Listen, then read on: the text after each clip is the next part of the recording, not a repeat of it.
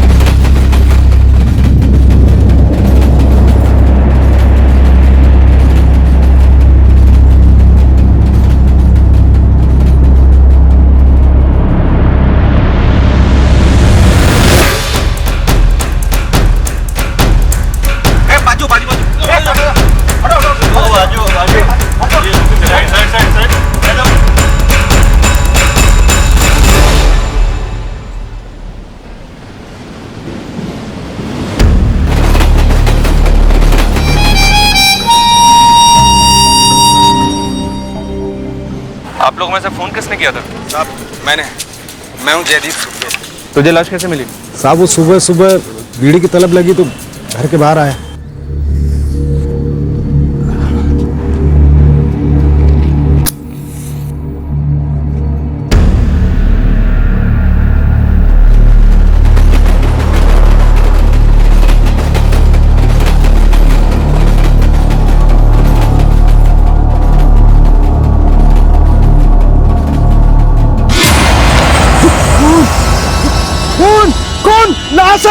लाश है कौन?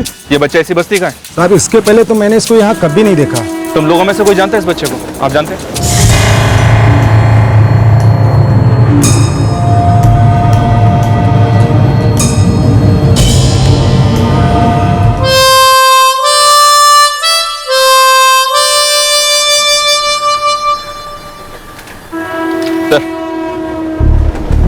सब लोग कह रहे हैं कि बच्चा इस बस्ती का नहीं है। वो जयदीप सुरभि जब चिल्लाया तब सब लोगों ने आकर इस बच्चे की लाश को देखा, पर कोई भी इसे पहचान नहीं पा रहा है। सर, आसपास तलाशी जारी है पर कुछ मिल नहीं रहा। ज्योति शायद मिलेगा भी नहीं, क्योंकि हो सकता है बच्चे को कहीं और मारा गया और यहाँ लाकर डंप किया गया। सर, हो सकता है ये इसी बस्ती का हो और बस्ती वाले लोग डरे हुए हो। और डर की वजह से या तो झूठ बोल रहे हैं या फिर कुछ बोल ही नहीं रहे। वजह जो भी है, हम कुछ भी रूल आउट नहीं करें। एक मासूम बच्चे को बेरहमी से मारा गया।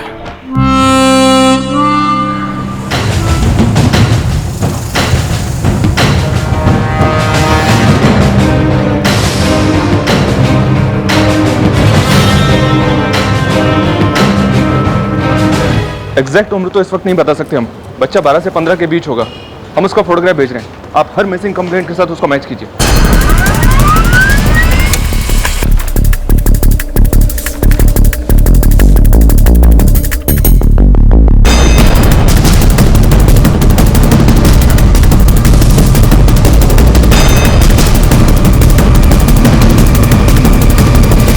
सर, हमारे जुडिशन के चारों चौकी की मिसिंग कंप्लेन हमने मैच की।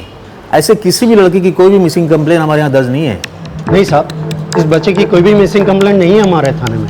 सर, 12 फरवरी तक सारे केसेस खंगाल लिए हमने। ये लड़का हमारे इलाके से मिसिंग नहीं है। सर, शायद इस बच्चे की मिसिंग कंप्लेंट दर्ज ही नहीं हुई और शायद अब उसे कोई वाकई में मिस करेगा ज्योति और उसकी मिसिंग कंप्लेंट दर्ज करवाएगा।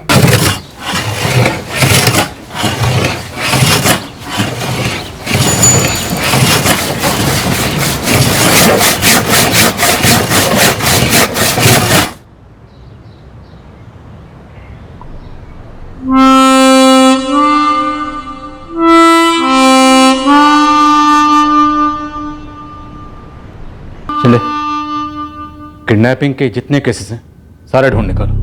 कोई भी ऐसा केस जिसमें फिरौती ना पहुंची हो या फिरौती पहुंची हो फिर भी बच्चा लौटाया नहीं गया, एक एक केस ढूंढ निकालो।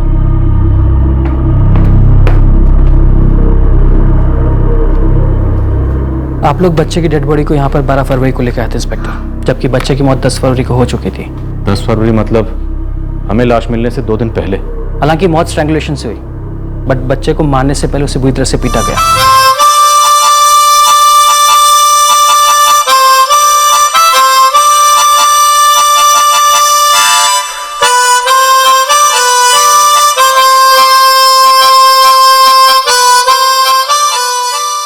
कोई सेक्सुअल असॉल्ट?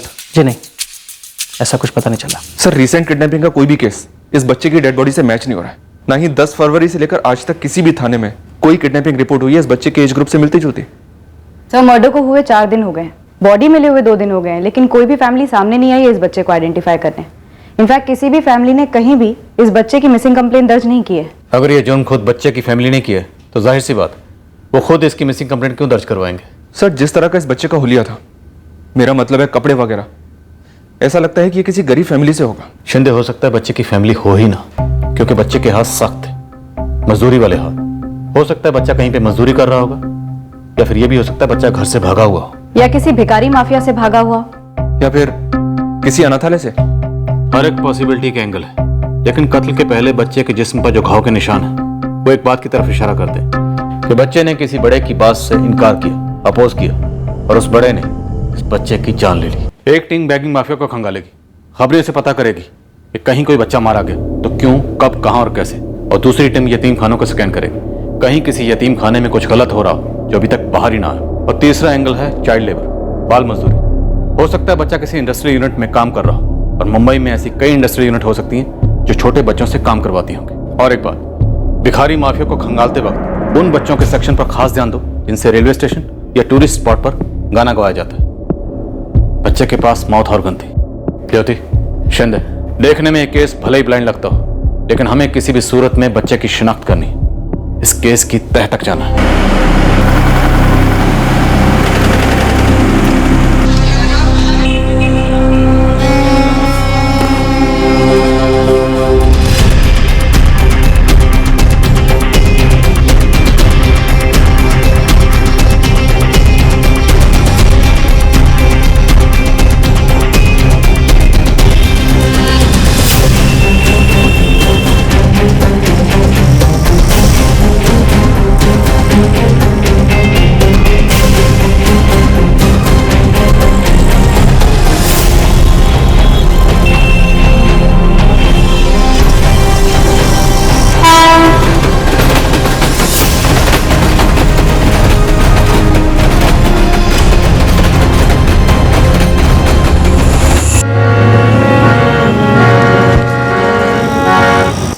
भोपू बजता है तेरा? हाँ बचता है भाई।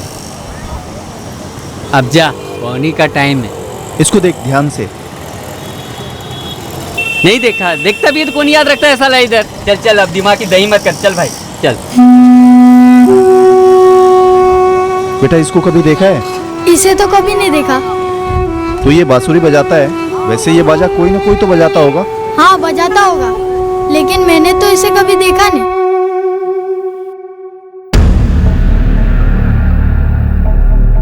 मैडम, यहाँ तो कोई गायब होता नहीं, और अगर हमारे अनाथालय से कोई गायब हो भी जाता है तो हम सबसे पहले आपके पास आते हैं। बहुत अच्छी बात है ये तो, लेकिन अब पुलिस यहाँ आई है तो उसे अपना काम करने दीजिए। बच्चों को असेंबल कीजिए, उनसे पूछेंगे हम।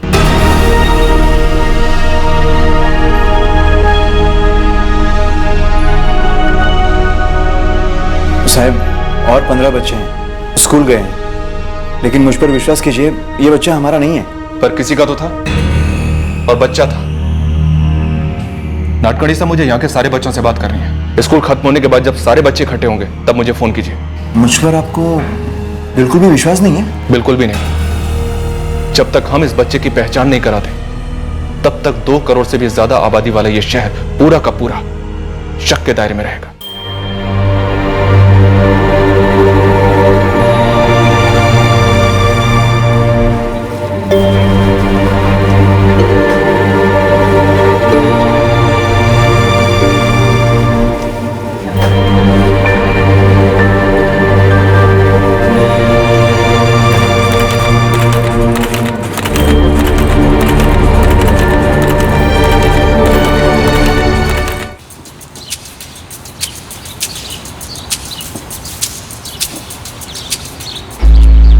नहीं सर, हमारे इंडस्ट्रियल यूनिट में तो मैंने इसे नहीं देखा है। तो कहाँ देखा है? मेरा मतलब है मैंने इसे पहले कभी नहीं देखा है। मतलब तुम्हारी यूनिट्स में जो बच्चे काम करते हैं ये उनमें से नहीं है। वैसे कितने बच्चे काम करते हैं यहाँ?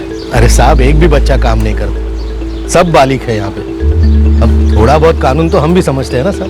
देखो बच्चों, डरने की आपको बिल्कुल भी जरूरत नहीं है। इस बच्चे की फोटो ध्यान से देखो और हमें बताओ कि क्या ये बच्चा तुम्हारे साथ यहाँ काम करता था। हम आप सभी को यहाँ से एक बहुत अच्छी जगह पर लेकर जाने वाले हैं, इसलिए ध्यान से देखो और बताओ हमें। अरे साहब, ये बच्चे खराब हालत में है ही नहीं। मैंने बाहर के काम के लिए लाया ही नहीं। ये तो ऊपर ऊपर का हल्का फुल्का काम कर लेते थे हंसते हंसते, और मजे से खाते भी थे साहब। आपको मेरी बात पे यकीन नहीं है? आप इन बच्चों से पूछ लीजिए। बताओ बताओ साहब। दिनेश शर्मा, इन बच्चों की आंखें कांप रही हैं और तेरी आवाज, इसलिए यहाँ सब कुछ ठीक है ये रख तो तू मेरे सामने अलापना ही नहीं। बहुत बेसुरा है। अपना खेल तो अब तू खत्म ही समझ। इन सारे बच्चों को हम चाइल्ड वेलफेयर को सौंपने चाह रहे हैं। मैं बर्बाद हो जाऊंगा। मेरे भी छोटे छोटे बच्चे हैं सर। ये बच्चे नहीं है क्या? ये क्या बिना माँ बाप के आसमान से टपक गए थे? इनकी जिंदगी नहीं है या बचपन नहीं है? नहीं सर, इस लड़के को पहले कभी नहीं देखा यहाँ। आप ही के यूनिट के जैसे यहाँ और 4-6 छोटे यूनिट्स हैं, उन यूनिट्स में से हो सकता है। सर अब हम तो बच्चों से काम कराने से रहे, और रही बात बाकी यूनिट्स की, तो टाइम किसके पास है उनका पता करने के लिए? दूसरे यूनिट्स के बच्चों को देखा तो होगा कभी बाहर कहीं? सर बच्चों से काम करवाने वाले उन्हें इस तरह से बाहर घूमने तो देंगे नहीं। आप खुद ही पता कर लीजिए।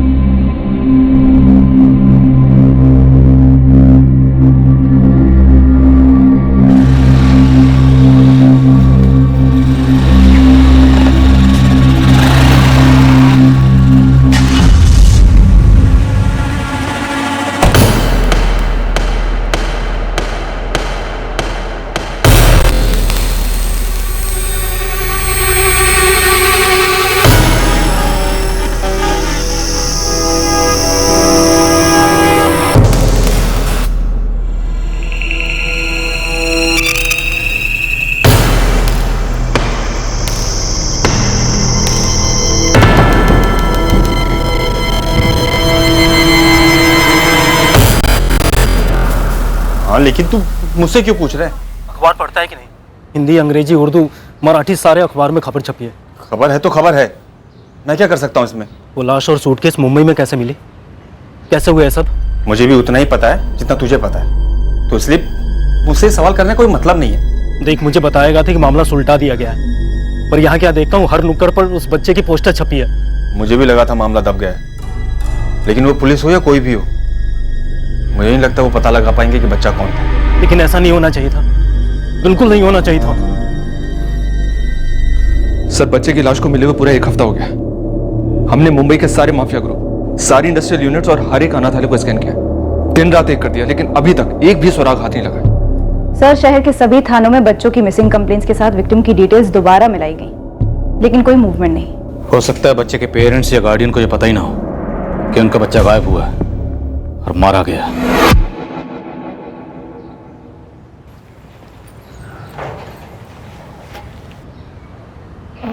देखो जी, अम्मा की हालत कैसी खस्ता हुई पड़ी है, एकदम सुन्न पड़ी रहती है हर वक्त। कहीं कुछ कम ज्यादा हो गया तो लेने के देने पड़ जाएंगे। अब हम क्या कर सकते हैं पार्वती? अब जो हुआ है वो नसीब का लिखा है, हम तो नहीं लिख दिए थे ना। और देखो, ज्यादा परेशान होने की जरूरत नहीं है। सालों पहले बाबूजी जब गुजरे थे तब भी अम्मा का यही हाल था। हम तो सोचे थे कि कभी निकल ही नहीं पाएंगे, लेकिन जिंदगी में इतने दुख दर्द देखने थे, इतनी जिम्मेदारियां थी कि संभल गई। आशा करो कि इस बार भी संभल जाए। और कब तक ऐसे ही रहेंगी? हमसे तो उनका चेहरा देखा नहीं जाता। अरे हम भी उनका कहाँ सामना कर पाते हैं, लेकिन जो इस दुनिया से जा चुका है उसको भुलाकर आगे बढ़ना ही पड़ता है। यही जीवन है ना।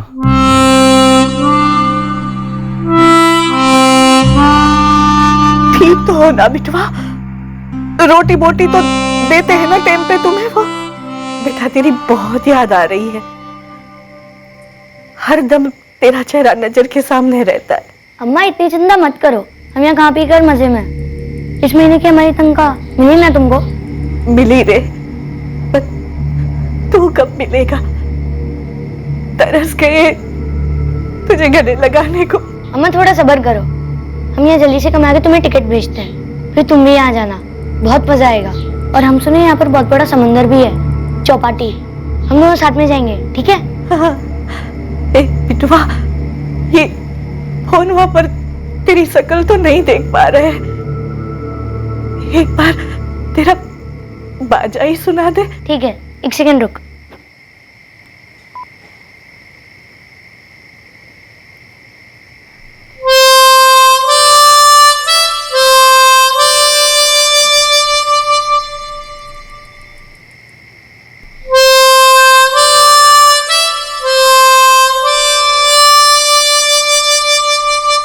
सर, बच्चे की लाश को सूटकेस में डालकर एक बस्ती में डंप कर दिया गया।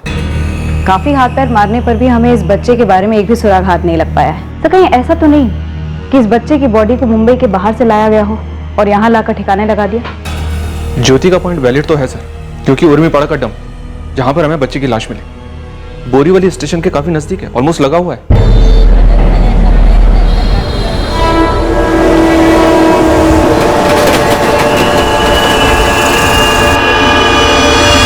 एंगल तो बनता है। कोई पार्टी बच्चे की बॉडी को सूटकेस में डालकर बोरीवली स्टेशन आई। बोरीवली स्टेशन पर उतरने के बाद सबसे नजदीक उर्मीपाड़ा के एरिया में सूटकेस को डंप किया और 9-11 हो गए। तो पूरे चांसेस हैं कि बोरीवली स्टेशन के किसी प्लेटफॉर्म के सीसीटीवी कैमरे में उनकी तस्वीरें कैद हुई होंगी। सर, वो बड़ा ब्लैक सूटकेस आइडेंटिफाइबल है। मैं बोरीवली स्टेशन के सारे सीसीटीवी फुटेजेस चेक कराती हूँ, शायद वहां से कोई क्लू मिले। सर, इस बच्चे की लाश मिली हमें 12 फरवरी की सुबह, लेकिन पोस्टमार्टम रिपोर्ट के मुताबिक इसका कत्ल हुआ 10 फरवरी को। तो स्टार्ट करने के लिए काम कर सकते हैं सर। 10 फरवरी से लेकर 12 फरवरी की सुबह तक सारे फुटेजेस स्कैन करते हैं। इस बच्चे के बारे में पता लगाने के लिए हमें जो कुछ भी करना पड़ेगा करेंगे। गरीब घर का बच्चा था तो क्या हुआ, था तो ये भी किसी का अपना, किसी के जिगर का टुकड़ा, जिसे इस तरह बेरहमी से मारकर अपनों से और खुद की जिंदगी से अलग कर दिया गया। ज्योति, शिंदे, हमें किसी भी सूरत में इस बच्चे की शिनाख्त करनी है और इस केस को क्रैक करना है।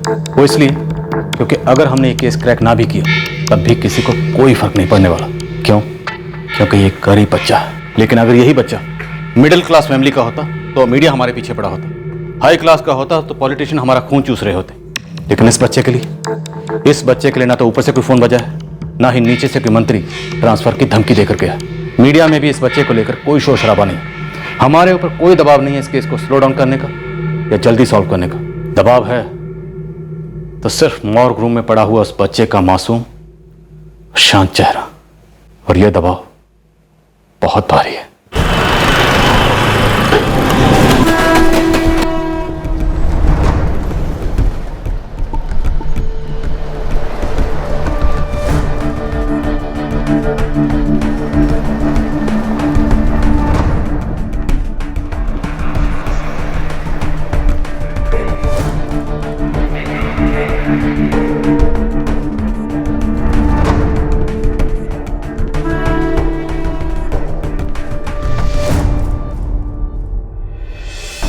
सर, लगता है टारगेट मिल गया।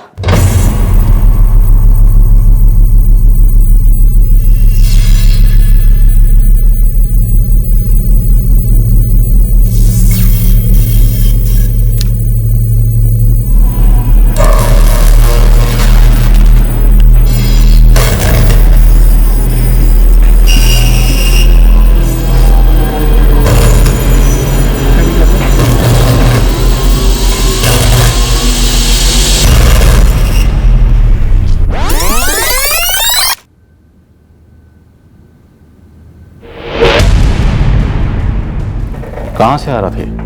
सर, ये 10 फरवरी की सुबह 7:15 बजे की प्लेटफॉर्म नंबर 5 की फुटेज है। बोरीवली में कुल मिलाकर 8 प्लेटफॉर्म्स हैं। हर एक के सीसीटीवी फुटेज को बारीकी से स्कैन किया गया, ये पता लगाने के लिए कि ये कौन सी ट्रेन से उतरा होगा, पर ये किसी भी ट्रेन से किसी भी बोगी से उतरता हुआ नहीं दिखाई देता। इसके बाद 10 की पूरी रात, 11 की पूरी सुबह, रात और 12 की सुबह तक की हर फुटेज चेक की गई, पर ये किसी ट्रेन में वापस चढ़ता हुआ नहीं दिखाई देता। सर, बोरीवली स्टेशन के प्लेटफॉर्म नंबर 1 से इस आदमी की मूवमेंट मैंने पर्सनली रिक्रिएट की।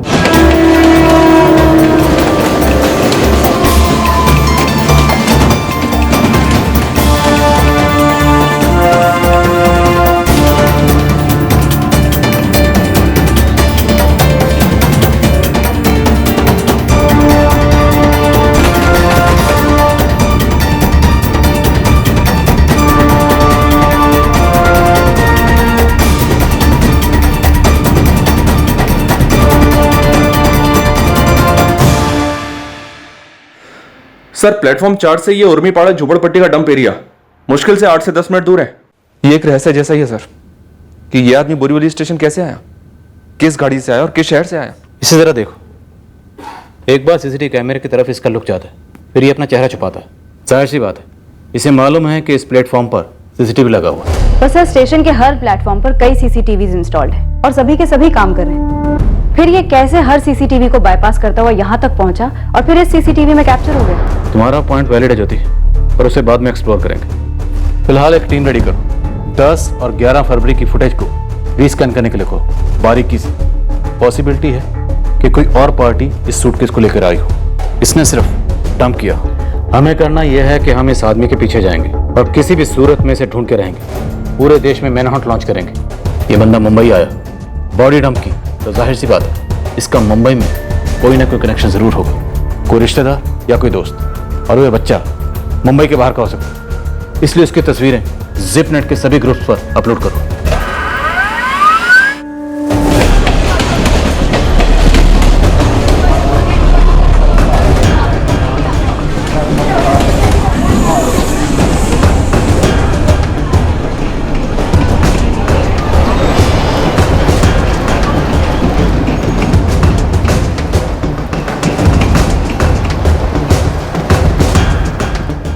नहीं देखा।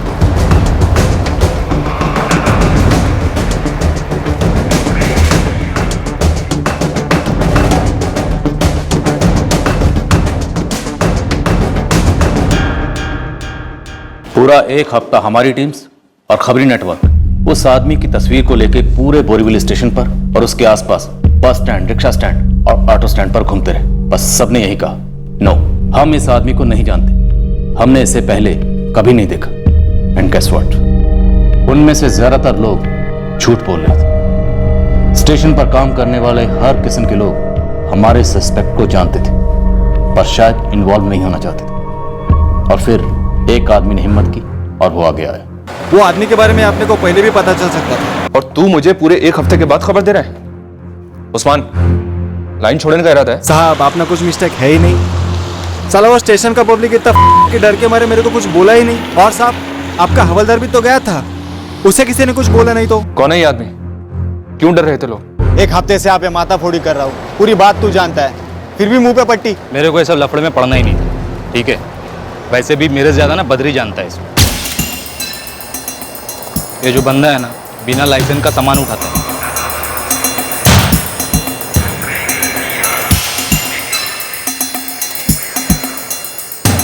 नाम पता फोन नंबर इस बंदे का? उसका नहीं है, बदरी का है, देता हूँ। हाँ दे दे। पता ही होगा, इस आदमी ने एक बच्चे की लाश सूटकेस में डालकर उर्मीपाड़ा फेंक दी। यही खूनी हो सकता है, और तुम लोग एक चुप रहे। हाँ, तभी कोई मुंह नहीं खोल रहा ना। अबे लफड़े में किसको पड़ना है? उस्मान, लोग अगर डरे भी हैं तो भी मुझे इस बात की कोई परवाह नहीं। और ये जो तेरा बदरी है ना, उसे जितनी जल्दी हो सके मेरे सामने लाकर खड़ा कर दे, नहीं तो मैं तेरी खटिया खड़ी कर दूंगा। साहब, ये उमेश अपना दोस्त है, उसका नाम वाम तो नहीं आएगा ना? उसे भी लेकर आ। अगर वो बेगुनाह है तो उसे कुछ भी नहीं होगा, मैं गारंटी देता हूँ। साहब मेरे को खाली उसका नाम मालूम है साहब, राजू सिंह नाम है उसका, ये बदरी का दोस्त है साहब। अबे उमेश कुछ भी मत बोल यार साहब, कोई दोस्त वोस्त नहीं है मेरे राजू सिंह। हाँ बस 2-4 बार एक ही बात हुई थी उससे। कौन सी बात? यही कि बच्चा कैसे उठाने का? नहीं साहब, सामान उठाने के बारे में। मैं हर टाइम उसको यही समझाता था, एक तो लाइसेंस नहीं, ऊपर से विरार से यहाँ आता था बोरीवली, हम लोग के ग्राहक लोग को कम पैसे में ले जाता था। विरार में ये राजू किधर रहता है? साहब कसम से कुछ नहीं मालूम, बस यही सब मालूम था जो आपको अभी बताया। विरार से यहाँ आता था बोरीवली, पहली ट्रेन से। ये अपने स्टेशन के बाहर वाला रिक्शा स्टैंड है ना, वहीं बैठा रहता है। जैसे कोई पार्टी आई सामान उठा लेता है। साहब बात यह कि हम लाइसेंस वालों का एक फिक्स रेट होता है, पर ये उससे कम में सामान उठा लेता है। विरार में ये किसके साथ रहता था? कोई और ऐसा है जो उसको जानता हो? साहब जो कुछ मालूम था सब बता दिया, और कुछ मालूम होता तो क्यों नहीं बताता? क्योंकि पिछले एक हफ्ते से राजू सिंह की तस्वीरें हमने स्टेशन पर लगा रखी हैं, जो कि तुम लोगों ने देखी होंगी, पर तुम लोग बताने सामने नहीं आए। देखिए मैडम, मर्डर का मामला है, सब लोग डर गए होंगे साहब, जैसे मैं डर गया। और साहब हमारी आपस में बात भी हुई, कोई भी उसके नाम से ज्यादा कुछ नहीं जानता है। वो तो खाली बद्री है साहब जो जानता है कि वो विरार से आता है।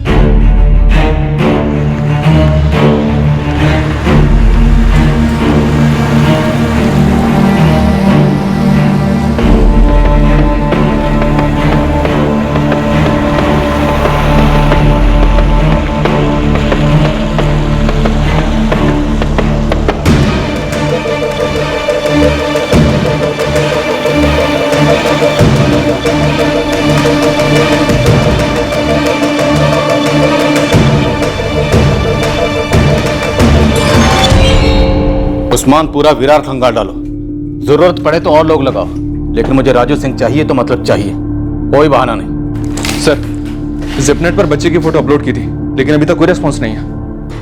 सर, हर एक स्टेट हेडक्वार्टर से खास रिक्वेस्ट की गई है कि वो हर एक छोटे से छोटे गांव और कस्बे में एक लोकल पुलिस थाने में बच्चे की फोटो डिटेल्स भेज दी जाएं। इस राजू सिंह की कोई हिस्ट्री मुंबई में तो नहीं है सर।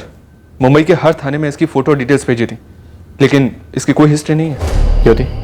सीसीटीवी स्कैन सर जारी है, 2 टीम्स लगी हुई हैं। एक टीम 10 फरवरी का फुटेज स्कैन कर रही है और दूसरी 11 का। वैसे जब से पता चला है कि ये राजू बिना लाइसेंस वाला कुली है, वो इन 2 दिन की और उससे पहले की भी फुटेज में कई बार पब्लिक का सामान उठाते हुए दिखाई दिया है। 3 हफ्ते गुजरने के बाद भी बच्चे की कहीं भी कोई मिसिंग कंप्लेंट दर्ज नहीं हुई, तो मतलब साफ है बच्चा मुंबई के बाहर का है, किसी दूर दराज के इलाके का। और इस मासूम के माँ बाप को पता भी नहीं है कि उनका बच्चा इतनी बेरहमी और बेदर्दी से मारा गया है।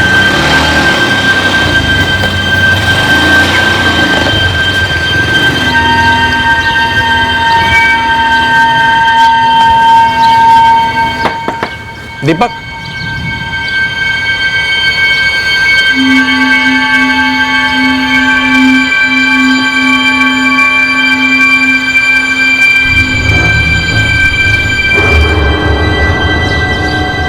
$50,000 है, गिन लेना। गिनने की क्या जरूरत है साहब?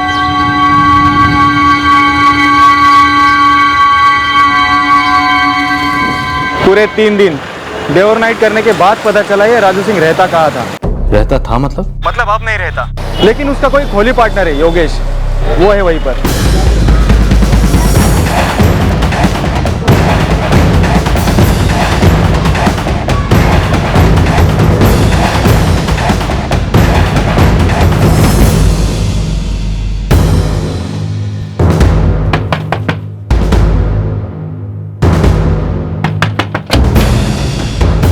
अरे बोला ना राजू गाँव गया हुआ है। कौन से गांव, कौन सा जिला, कौन सा स्टेट, बोल।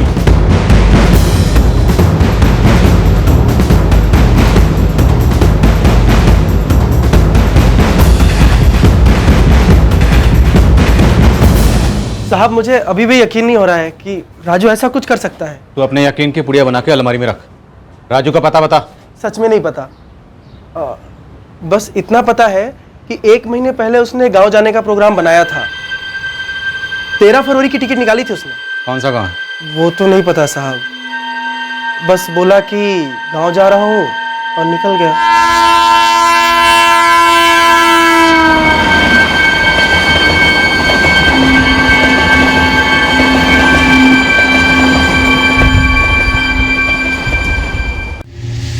पूरे घर में राजू का एक भी सामान नहीं दिख रहा है।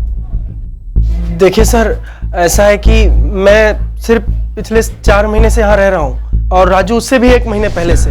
हम दोनों मकान मालिक को 1200 रुपए देते हैं और इस रूम में एक साथ रहते हैं। वैसे हमारी कोई खास दोस्ती नहीं है साहब, और उसका क्या क्या सामान पहले से ही रखा था मुझे कुछ पता नहीं। एक बार फिर से पूछ रहा हूँ, राजू का गांव कौन सा है, कहाँ गया है वो सच में नहीं पता साहब। हाँ पर इतना पता है कि वो MP साइड का रहने वाला है साहब। आधे घंटे से तुमसे पूछ रहा हूँ उसका गांव कौन सा है, उसका जिला कौन सा है, उसका स्टेट कौन सा है, तब तेरे मुंह से MP नहीं निकला। क्या लगता है MP मनी प्लांट को कहते हैं? हाँ भूल गया था साहब। कोई बात नहीं बेटा, जो भूल जाता है ना उसकी याददाश्त हम ताजा करते हैं। नहीं साहब, गलती हो गई, मैं सच में भूल गया था साहब। सुन योगेश, तेरे मकान मालिक के साथ तुम दोनों का एग्रीमेंट तो बना होगा? मेरा एग्रीमेंट तो उनके साथ नहीं है। राजू का नहीं पता। हमारे मकान मालिक गायकवाड़ भाऊ बस 2 घर आगे ही रहते हैं यहाँ से। सर कोई 4 महीने के लिए रहता है और कोई 6 महीने के लिए, और कुछ लोग तो बिना बताए चुपचाप अपना सामान उठाकर भाग जाते हैं। अब सर 1200 रुपये पल्ली के लिए मैं कहाँ तक एग्रीमेंट कराऊं? सर, राजू का जो नंबर योगेश ने दिया था एज एक्सपेक्टेड वो नंबर तो स्विच ऑफ है। तुम्हारे पास कोई दूसरा नंबर है राजू का? सर मेरे पास एक नंबर है, ये सर ये नंबर है। ये नंबर तो सेम है सर। जहाँ तक मेरी सोच कहती है कि राजू सिंह किसी का मर्डर नहीं कर सकता। अपनी सोच को अपनी जेब में रखो। अगली बार किसी को मकान किराए पे देगा ना तो उसके साथ लीगल एग्रीमेंट और कॉन्ट्रैक्ट करने के बारे में सोचना। मैं भी राजू के गांव का नाम बोलूँ। सर वो तो मुझे नहीं मालूम, पर मैंने राजू से बस इतना ही सुना है कि वो एमपी में कहीं रहता है। एमपी में जाके ढूंढिए आप उसे। एमपी हिंदुस्तान का दूसरा सबसे बड़ा स्टेट है। 51 जिले हैं, 51,000 से ज्यादा गांव हो सकते हैं और 7.5 करोड़ से ज्यादा की आबादी है। और तू चाहता है कि हम उसे एमपी में ढूंढें? ऐसे मदद करेगा तो पुलिस की? लेकिन साहब उसका गांव जाने का प्लान 1 महीने पहले से ही था।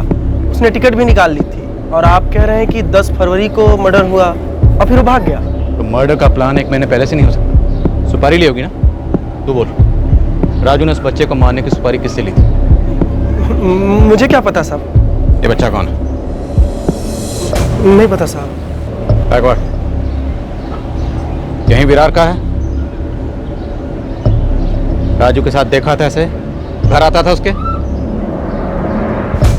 साहब तेरा रूममेट और तेरा किराएदार एक बच्चे को मारकर उसे बैग में डालकर बोरीवली स्टेशन पर डंप कर देते और तुम दोनों को कुछ नहीं पता। सिर्फ इतना पता है कि राजू का एमपी जाने का प्रोग्राम 1 महीना पहले का था और अब हम उसे एमपी में जाकर ढूंढे। मोबाइल कंपनी से कहो 48 घंटे नहीं मिलने वाले। रियल टाइम में राजू के फोन रिकॉर्ड चाहिए तो चाहिए बस सब। और राजू के कॉल लिस्ट में जितने भी नंबर हैं सबसे कांटेक्ट करो। मैडम मुझे कुछ नहीं पता, आपका हेड ऑफिस लंदन में हो या चांद पर, मुझे इस राजू सिंह के कॉल रिकॉर्ड चाहिए जल्द से जल्द। और ये सर्वर वर्वर का बहाना तो आप मुझे बोलना भी पड़ा। इस राजू सिंह के कॉल रिकॉर्ड्स मुझे फैक्स कीजिए, आज की आज और अभी के अभी। CST थाने, कुर्ला, कल्याण, बांद्रा, बोरीवली, यहाँ जहाँ से एमपी के लिए ट्रेन निकलती है, सिर्फ भोपाल या इंदौर के लिए नहीं बल्कि हर छोटे से छोटे और बड़े से बड़े शहर के लिए 13 फरवरी की पैसेंजर लिस्ट मंगवाओ रेलवे डिपार्टमेंट से। कहो टॉप प्रायोरिटी। इस राजू ने 1 महीना पहले 13 फरवरी को एमपी जाने के लिए टिकट बुक की थी। ऐसा हो ही नहीं सकता कि इसका नाम उस पैसेंजर लिस्ट में ना हो। तुम राजू सिंह को कैसे जानते हो? बता सकते हो इस वक्त वो कहाँ है? हम जानना चाहते हैं कि ये राजू सिंह अभी कहाँ छुपा हुआ है। देखो भरोसा करो, हम तुम्हारे पीछे नहीं आएंगे। बस हमें मध्य प्रदेश में राजू सिंह के गांव का नाम बता दो। इस राजू सिंह ने कभी तो नाम बताया होगा अपने गांव का या अपने शहर का। ये मध्य प्रदेश का है, इतना पक्का है।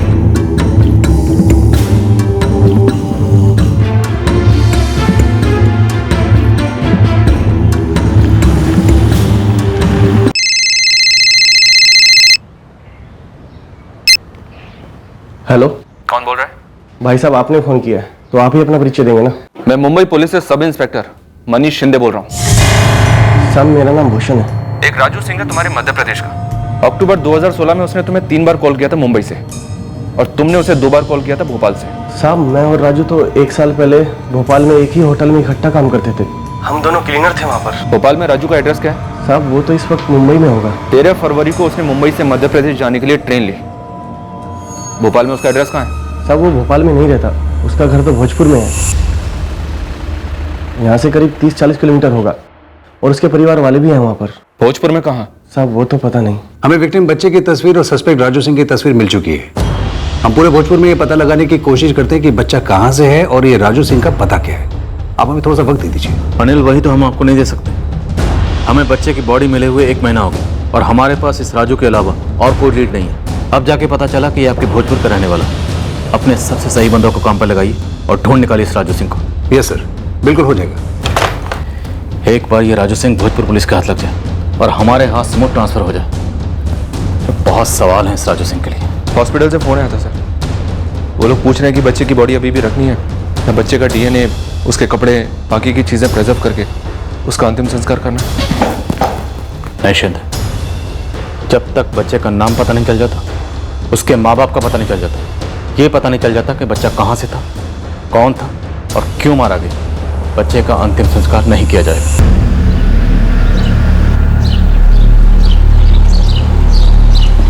साहब बच्चे की तस्वीर काफी घुमाई मेरे नेटवर्क में, लेकिन कहीं किसी ने इसे देखा तक नहीं। और वो राजू सिंह? वो तो अपने भोजपुर का ही है और इस वक्त भोजपुर में ही है। उठा लीजिए तुरंत।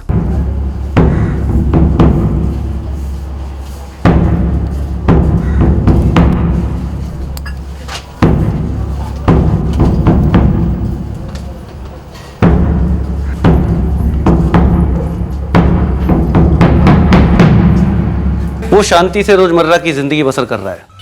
14 फरवरी को भोजपुर पहुंचा है, घर में माँ बाप है और घर में ही आराम कर रहा है। वेरी गुड अनिल, उस पर नजर रखो, लेकिन उसे भनक नहीं लगनी चाहिए कि वो अंडर ऑब्जर्वेशन है। हम लोग जल्दी निकल रहे हैं।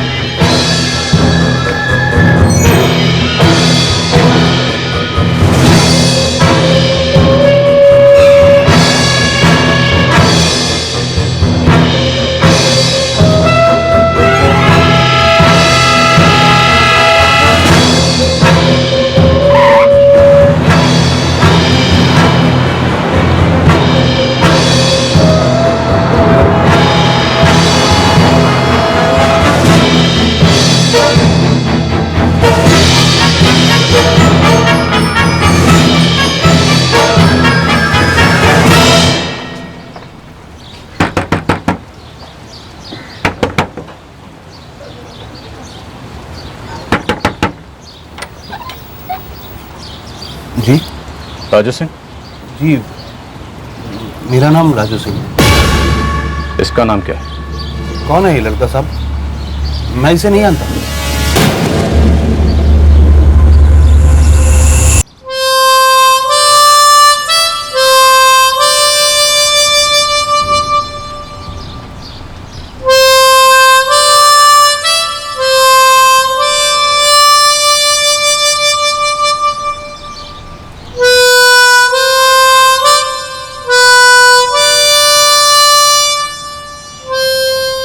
इस राजू ने खुद से इस बच्चे को मार डाला था या किसी और के लिए काम किया था? आपने उन दुकानों की फुटेज स्कैन की जहां से उसने वो बैग खरीदी हुई हो?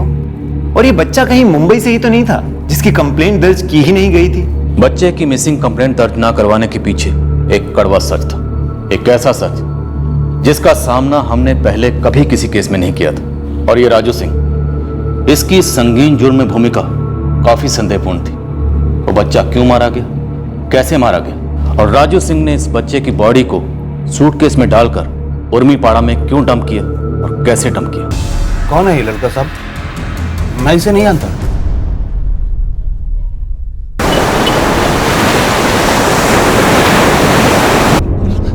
साहब, आप मेरी बात का यकीन करेंगे? बिल्कुल नहीं, पर फिर भी पक।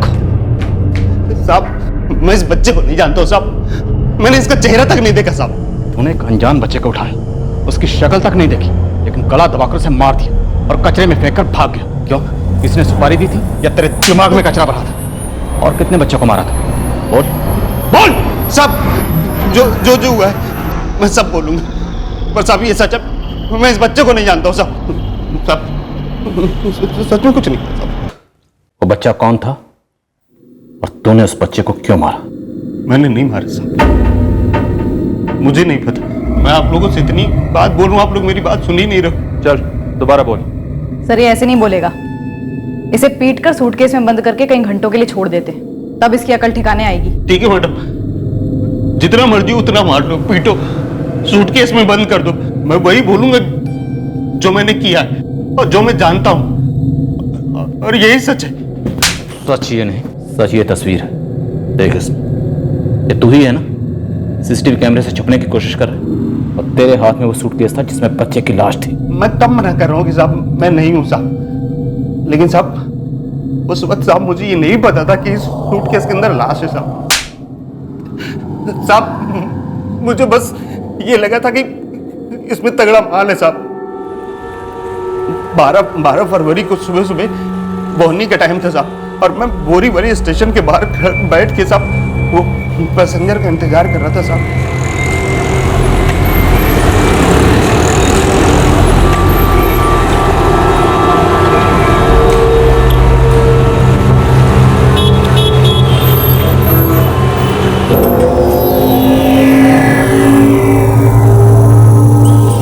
कुली साहब।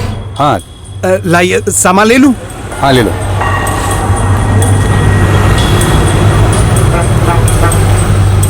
बस तभी एक ऑटो आके रोका। एक आदमी, एक औरत और उनका एक बच्चा था। साहब कौन सी गाड़ी है? तुम अंदर तक छोड़ दो, हम खुद ले जाएंगे। 200 रुपए लगेंगे। ठीक है। ठीक है।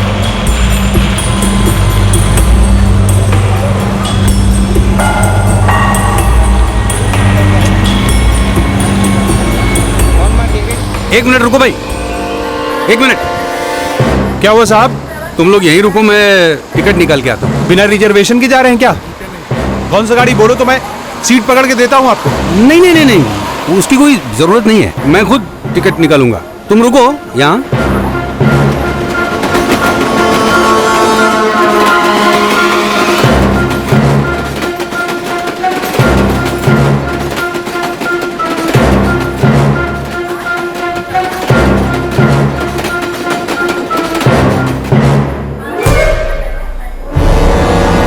साहब 5 मिनट का 10 और 10 का 15 साहब धंधे का टाइम था।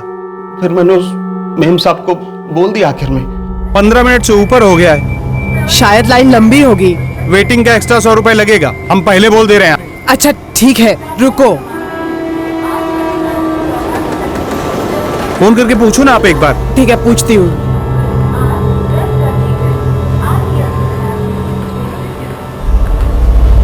कितनी देर लगेगी? कुली यहाँ पे 100 रुपए एक्स्ट्रा मांग रहा है वेटिंग के। अरे पहले ही बोला था आपको कि छुट्टे पैसे अपने पास रखा कीजिए, मैं देती हूँ आकर। ठीक है भैया, वहाँ पर उनके पास छुट्टे पैसे नहीं, मुझे जाकर देना पड़ेगा। आप यहीं रुकना, आप अपने 100 रुपए वेटिंग का ले लीजिएगा। जल्दी आना मैडम। हाँ ठीक है, आ रहे हैं।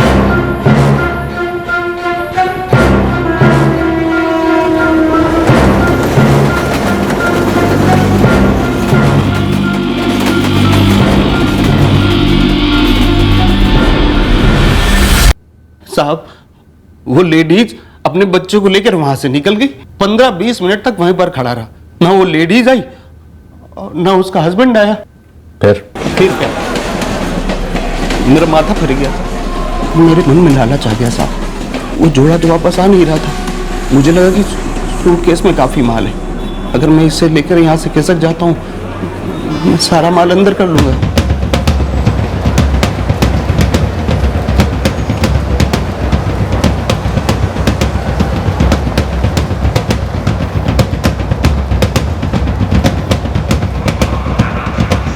फिर मैं ब्रिज पे चढ़ गया और वहां से प्लेटफॉर्म नंबर 4 की तरफ गया और वहां से पटरी में उतर गया था। तुझे मालूम था ना स्टेशन पर हर जगह सीसीटीवी लगा है? हाँ साहब, मुझे स्टेशन का हर एक सीसीटीवी कैमरा पता है साहब। मैं उन सब से बचकर जा रहा था साहब, लेकिन एक सीसीटीवी कैमरा मेरे दिमाग से साहब निकल गया साहब, जो वो प्लेटफॉर्म नंबर 4 के एंड पे था साहब।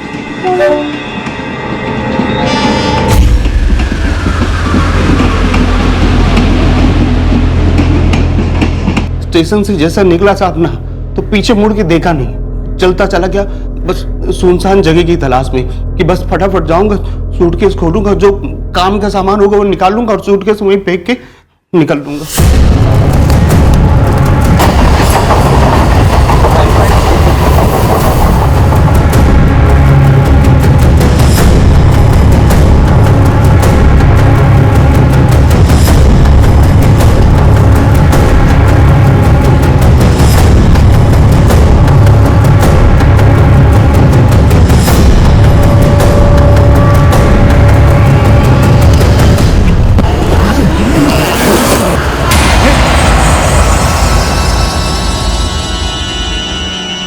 लेने के देने पड़ गए थे मुझे साहब। लाश देखते मेरा खून जम गया साहब, मेरे हाथ पर एकदम सुन्न पड़ गए साहब। मैंने लाश का चेहरा भी ढंग से नहीं देखा साहब, मेरा दिमाग एकदम खाली हो गया था, समझ में नहीं आ रहा था करे तो क्या करे साहब। सबसे बड़ा डर ये लग रहा था कि मुझे उस सूटकेस के साथ जाते हुए किसी ने देखा तो नहीं वहां पर। मैंने सोचा वहीं पर फेंक देता हूँ, फिर मैंने सोचा नहीं कहीं और फेंक दूंगा।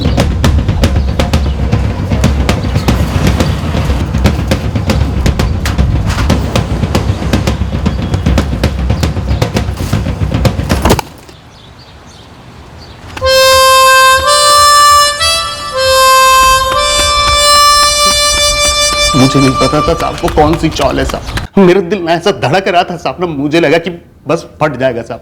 मैंने आओ देखा ना था उधर ही फेंक दिया साहब और वहां से भाग खड़ा हुआ साहब।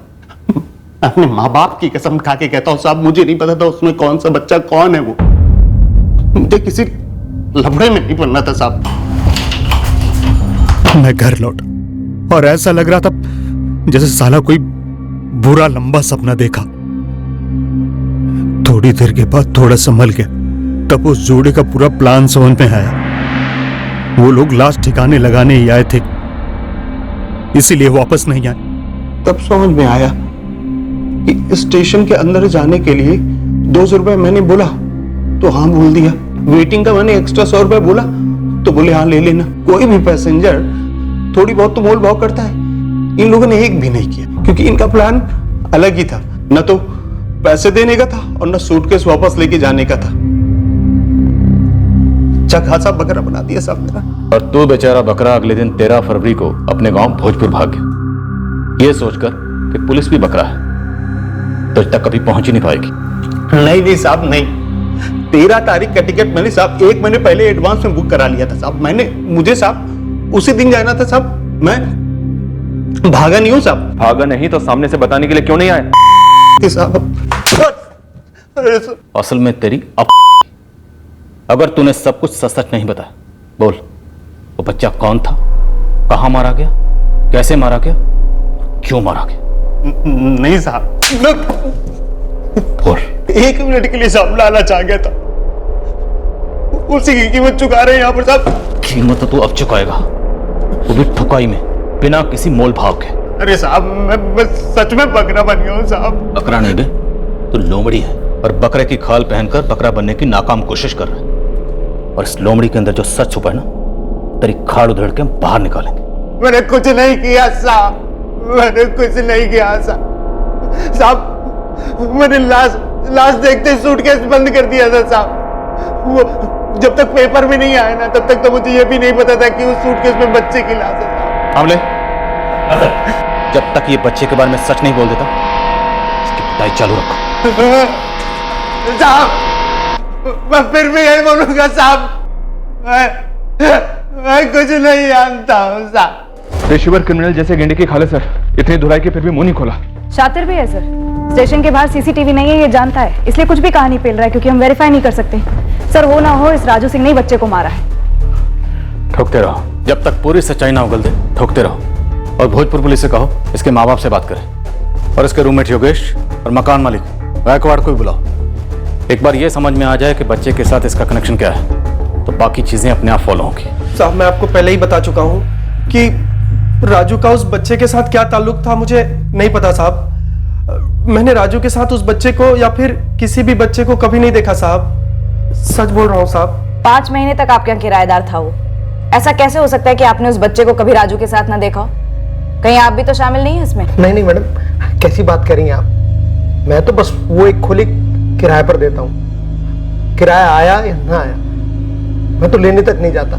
ऐसे में वहां पर क्या होता था क्या नहीं मुझे नहीं पता। कोई 5 महीने तक आपके घर में रहा हो, उसके साथ बच्चा रहा हो और आपने देखा नहीं है? मैडम अगर देखते तो आप साहब को पहले ही बता दिया होता। ये बच्चा कोई रिश्तेदार था या कोई पुरानी दुश्मनी थी इसके परिवार वालों से? नहीं साहब, हमने इस बच्चे को पहले कभी नहीं देखा। राजू बहुत अरसे से मुंबई में रहा है साहब, उसके पहले भोपाल में, अभी जाकर इतने सालों के बाद यहाँ घर पर रुका है साहब, लेकिन उसने भी हमें इसके बारे में कुछ नहीं बताया साहब।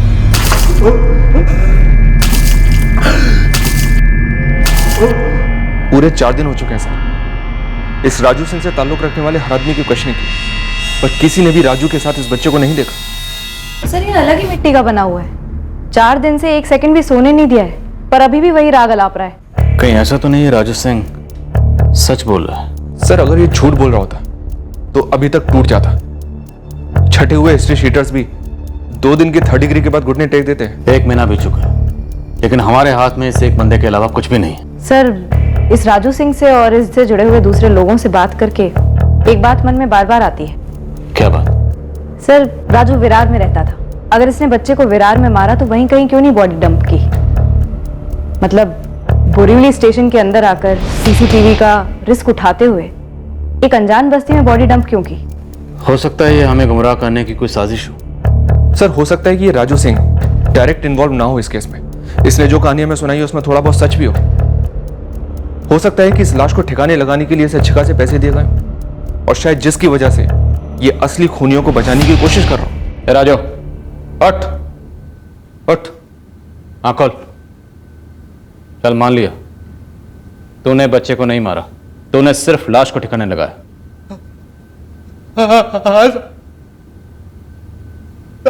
मेरे बच्चे को नहीं मारा, बच्चे को नहीं मारा साहब। उठ, सीधा बैठ। अब ये बोल, बच्चे को किसने मारा और तुझे लाश ठिकाने लगाने के कितने पैसे मिले? मैं ऐसा, मुझे कोई पैसे नहीं मिले साहब। साहब मुझे वो 200 रुपए भी नहीं मिले जो जिसके कारण साहब मैं यहाँ पे हूँ साहब। मुझसे बहुत बड़ी गलती हो गई साहब। वो लाश ठिकाने लगाने के बजाय ना मुझे रेलवे पुलिस या आप लोगों को बता देना चाहिए था साहब। भगवान की कसम साहब, मैंने आज तक कोई जुर्म नहीं किया साहब। मुझे नहीं पता साहब वो लड़का कौन है। चल मान लेता हूं कि तूने बच्चे को नहीं मारा और ना ही तुझे बच्चे की लाश ठिकाने लगाने के लिए कोई पैसे मिले। उस कपल और बच्चे वाली बात भी मानता। उस कपल का हुलिया बता, कैसे दिखते थे? राजू, रिक्शे का नंबर या उसके ड्राइवर का हुलिया बता। साहब हर रोज रिक्शे वाले घोड़ों सवारी लाते और ले जाते साहब। साहब हर किसी का चेहरा कैसे याद रख सकते हैं साहब? चल छोड़ रिक्शे वाले को, हम हमारे स्केच आर्टिस्ट को बुलाते हैं। तू उन्हें उस जोड़े और उसके बच्चे का हुलिया बता देना, वो तस्वीर बना देंगे। बहुत टाइम निकल गया मैडम, अब मुझे कुछ याद नहीं मैडम, और ना तो चेहरे याद है और ना ही वो बच्चा याद है। लेकिन हाँ ये याद है कि वो खाते पीते घर के शरीफ लोग लग रहे थे। अबे कैसा आदमी है तू? हम तुझे इतना मौका दे रहे हैं तेरी खाल बचाने का, पर तू है कि उतरवाने पर लगा है? देख राजू, रोज रोज कोई सूटकेस में लाश उठवाने नहीं आता है जो तुझे उनके चेहरे याद नहीं आ रहे। क्या बोले जा रहे हो आप साहब? जब मैं सूटकेस उठा रहा था तो साहब मुझे थोड़ी पता था कि उसके अंदर बच्चे की लाश है साहब। अगर मुझे पता होता तो साहब मुझे उनके चेहरे याद होते ना, तो साहब मैं आप लोगों को बता के वो स्केच फोटो बनवा के साहब यहाँ से निकल जाता है ना अपने आप को बचा के। मैं सच में कह रहा हूँ साहब, मुझे उनके चेहरे नहीं आते साहब। फिर भी बैठाओ स्केच आर्टिस्ट के साथ और उस जोड़े की कहानी दोहराने के लिए कहो। एक बार नहीं, 2 बार नहीं, बार बार। जब तक जोड़े का स्केच बन नहीं जाता तब तक दोहराते रहो। दोनों में से किसी एक का भी चेहरा बन गया तो हमारे हाथ में कुछ तो होगा इस केस में आगे बढ़ने के लिए।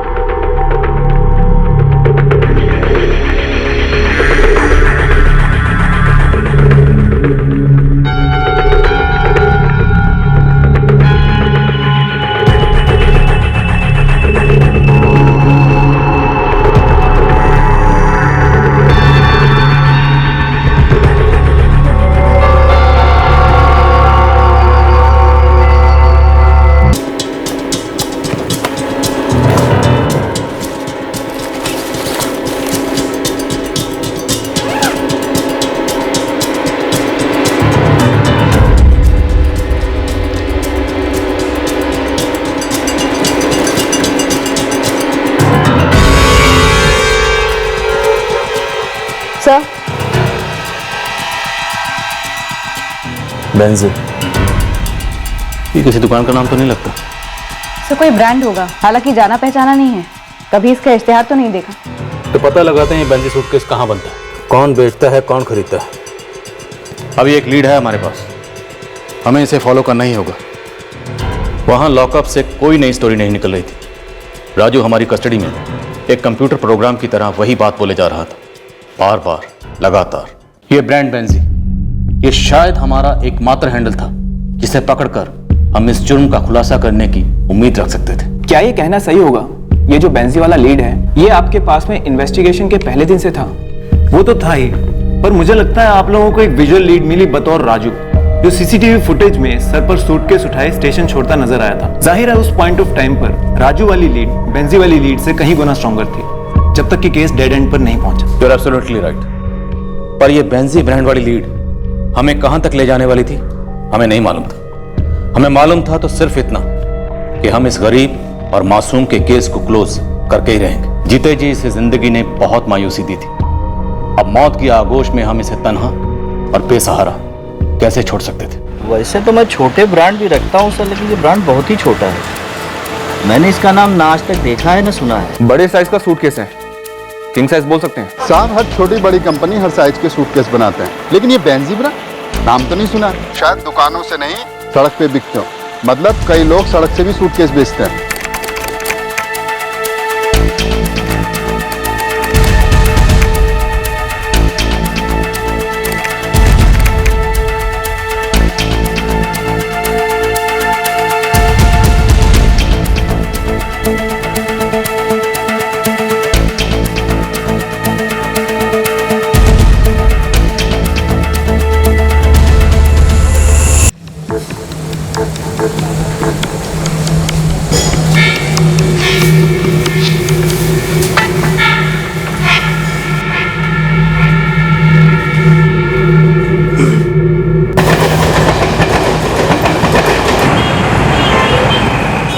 बड़ी तगड़ी फील्डिंग के बाद पता चला आपके इस बेंजी कंपनी के बारे में। शाबाश उस्मान।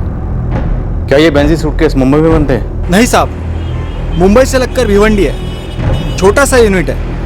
KSR प्रोडक्ट्स के नाम पे है ये कंपनी।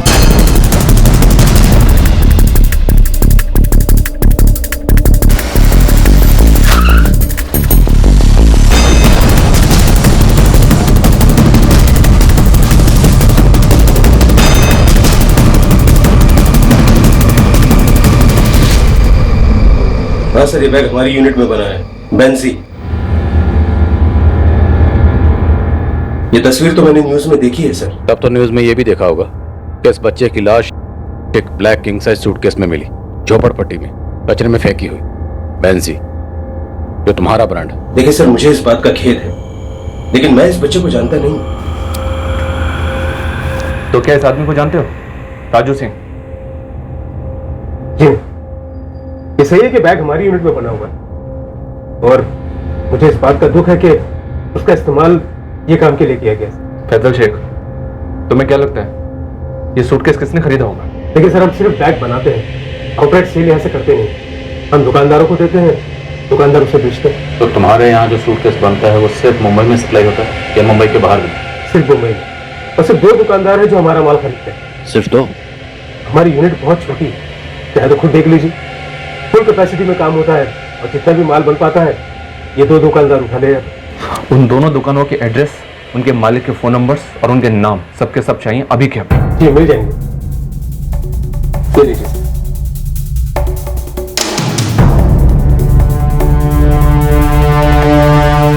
ज्योति, 2 दुकानें हैं, एक विले पार्ले, एक गोरेगांव। विले पार्ले हम जा रहे हैं और तुम गोरेगांव जाओ। दुकान का एड्रेस मैं तुम्हें भी सेंड कर रहा हूँ। ठीक है सर, मैं निकल रही हूँ। ये तो बेंजी ब्रांड का है मैडम, और ये ब्लैक कलर भी हम रखते हैं। अरे Lalan, Benji king size black में। सूटकेस तो यही लगता है। ये बताइए, ये सूटकेस किसने खरीदा था? बिल है, कस्टमर वारंटी कार्ड वगैरह होता है? हाँ, सब होता है, बिल भी और वारंटी कार्ड भी है। लेकिन पिछले 4 महीने से हमने बेंजी ब्रांड का एक भी पीस बेचा नहीं है। तो 4 महीने पहले की बिल बुक चेक कीजिए। CCTV भी लगाया आपने? हाँ सर, फुटेज भी दिखा दूंगा और आपको बिल बुक भी दिखा देता हूँ। और मुझे पक्का यकीन है 4 महीने से ज्यादा हो गए, लेकिन बेंजी ब्रांड का एक भी बैग हमने बेचा नहीं है। आप बिल बुक दिखाइए। सर, सेम साइज और कलर का सूटकेस बेंजी कंपनी का मेरे यहाँ फरवरी में बिका है। जिस कस्टमर ने खरीदा था उसका नाम, नंबर, एड्रेस सब कुछ चाहिए अभी। पक्का होगा सर, क्योंकि कस्टमर कार्ड पे सारी डिटेल होती है। मैं अभी लिख के दे दूँ। मिल गया sir. Sir, Benji brand black colour का किंग साइज सूटकेस 4 फरवरी को लेके गया था। पीयूष राणे, जुहू का रहने वाला। जी सर, उसको किंग साइज ही सूटकेस चाहिए था।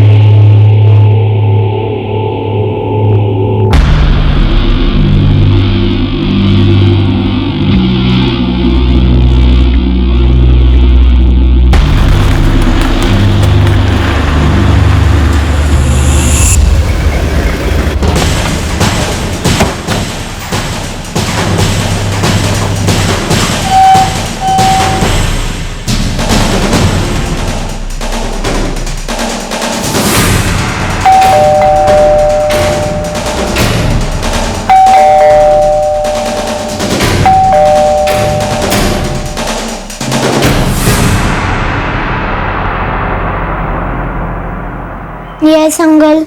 मम्मी पापा हैं घर पे? मम्मी मम्मी पुलिस अंकल आया।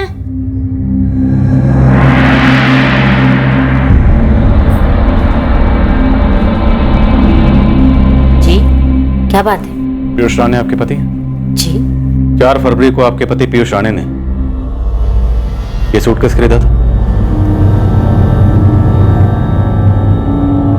हाँ। पर बात क्या है? इस बच्चे को जानती हैं आप? नहीं, मैं नहीं जानती इसे। कौन है ये? आपके पति पीयूष राणे इस वक्त कहाँ है? ऑफिस। और ऑफिस कहाँ है? आप बताएंगे आखिर बात क्या है?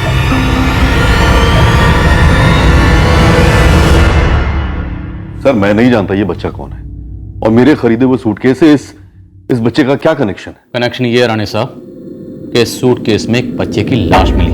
आपने ये फोटो मुझे पहले भी दिखाई है, पर जरूरी नहीं ना कि ये सूटकेस हमारा ही हो। इस रंग के इस टाइप के ना जाने कितने सूटकेसेस होंगे।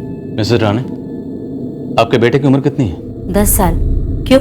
सर आपको जरूर कोई गलतफहमी हुई है। तो एक काम करते हैं, आपका सूटकेस तो आपके घर पर ही होगा ना?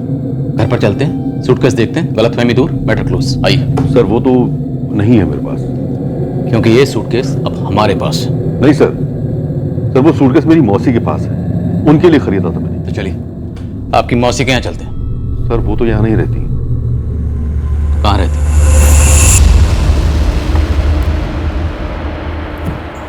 नहीं मैडम, मैंने इसे देखा तो नहीं पीयूष राणे साहब के घर पे। मुझे नहीं लगता कि ये वहां पर काम करता था। पक्का ये वहाँ काम नहीं करता था? मैडम अगर किसी को चुपके से घर में लेकर आएंगे और उसको बाहर कदम भी नहीं रखने देंगे तो मैं कैसे बोल सकता हूँ? अब ये तो हद है सर। आपको किसी क्राइम में ब्लैक कलर का सूटकेस मिलता है और चूंकि हमने भी उसी कलर का सूटकेस खरीदा है, आप हमें खूनी बताएंगे? तो कुछ लॉजिक वॉजिक है या नहीं? मैंने आपसे बड़ा सिंपल, सरल और सीधा सवाल पूछा। जो आपने ब्लैक सूटकेस खरीदा था वो कहाँ है? आपने कहा वो आपने अपनी मौसी के लिए खरीदा था, जो अब्रॉड जाने वाली थी। कब गई? कौन सी फ्लाइट से गई?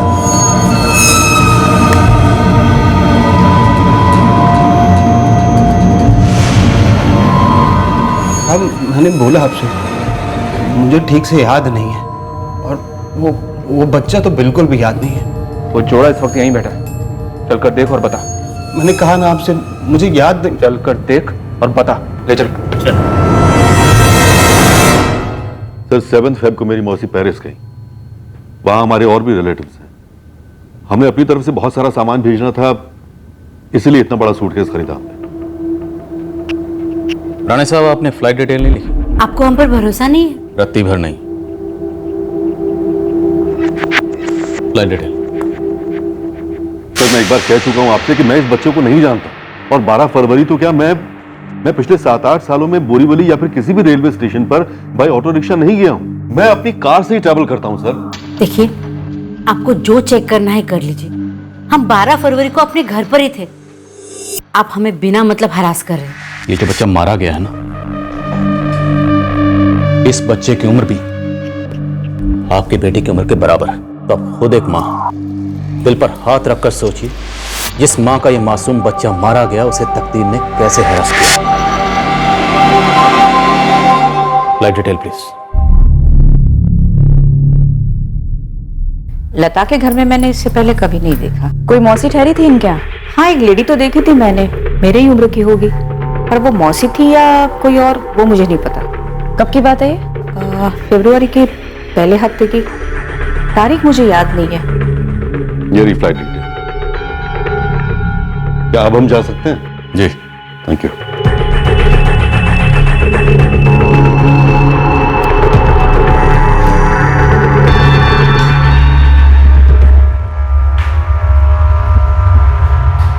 माफ करना साहब, मुझे चेहरे याद ही नहीं आ रहे।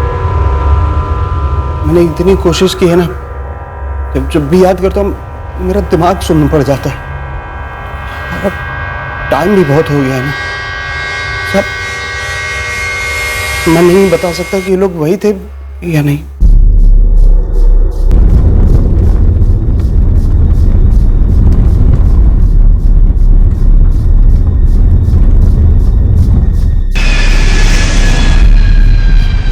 नाम शीला गावड़े, ट्रैवल डेट 7 फरवरी, flight SN124 Mumbai to Paris.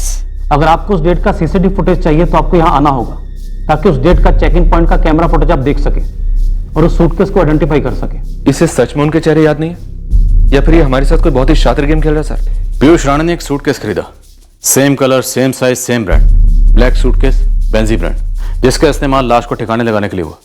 Raju Singh ने हमें बताया कि उसे ये सूटकेस एक कपल ने हैंड ओवर किया था, इनके साथ एक छोटा बच्चा था। सारी चीजें राणे फैमिली के साथ मैच हो रही हैं। 2+2 4 साफ नजर आ रहे हैं। मैं एक बार पीयूष के ऑफिस में चेक कर लेता हूं सर।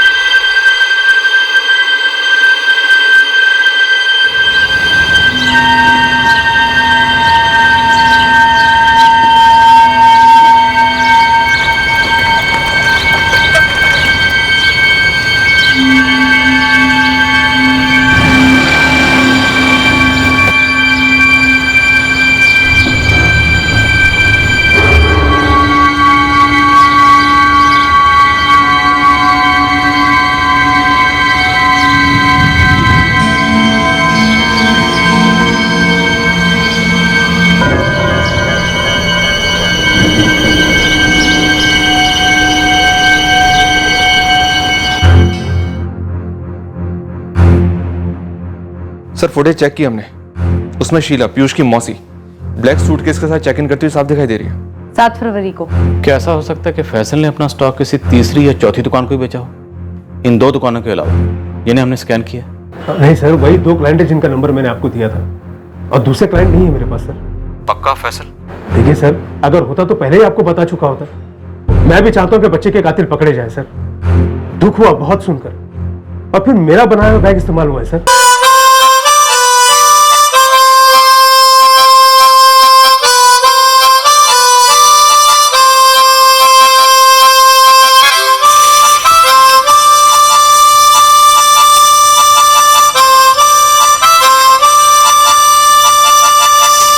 ऐसा लग रहा था कि हम डेड एंड पे आ गए। लेफ्ट, राइट, आगे पीछे जाने की कोई गुंजाइश नजर नहीं आ रही थी। जबकि आपकी कस्टडी में राजू था, सो केस ब्लाइंड नहीं था, और राजू की कड़ी इन्वेस्टिगेशन के बाद भी उसका स्टेटमेंट ज्यों का त्यों था, जिसे आप शुरुआत में मनगढ़ंत मार रहे थे, पर अब उसे सच मानने के लिए मजबूर हो रहे थे। सर, क्या ये राजू की स्टेटमेंट सच थी या वो अपनी किस्मत आजमा रहा था? जब तक चले एक झूठ को चला रहा था। हमने उसकी कहानी में हर तरीके के छेद ढूंढने की कोशिश की, हर पैंतरा अपनाया, लेकिन राजू सिंह अपने बयान पर अड़ा रहा, ज्यों का त्यों। और फिर मायूसी के इस माहौल में उम्मीद की किरण चमकी। पता चला कि जो सूटकेस क्राइम में इस्तेमाल हुआ था वो किसी तीसरी दुकान से खरीदा गया था। मैडम, उस दिन आप आई थी ना, काले सूटकेस के बारे में कुछ पूछ रही थी, बच्चे के मर्डर केस वाला। आपको कुछ पता चला आपने किसे बेचा था सूटकेस? नहीं मैडम, पता तो नहीं चला है, लेकिन उस दिन मैं एक बात आपको बताना भूल गया था। कौन सी बात? मेरा एक दोस्त जोगेश्वरी में सूटकेस की दुकान चलाता है। कभी कभी वो मेरे यहाँ से माल लेकर अपनी दुकान पर बेचने के लिए रखता है। बेंजी ब्रांड का माल भी रखता है? हाँ जी। दरअसल इस जनवरी में वो कुछ 10 एक पीस ले गया था, उसमें एक काला बेंजी भी था। इतनी बड़ी बात आप भूल गए? जब मैं आपसे बेंजी ब्रांड के ब्लैक सूटकेस के बारे में पूछ रही थी तो आपको बिल्कुल याद नहीं आया? भूल गया मैडम, सच में। वो अभी अभी मेरा दोस्त जोगेश्वरी से आया था कुछ हिसाब सेटल करने, तब मैंने इस ब्लैक बेंजी सूटकेस के बारे में बताया, तो बोला कि वो तो उसने फरवरी में ही बेच दिया।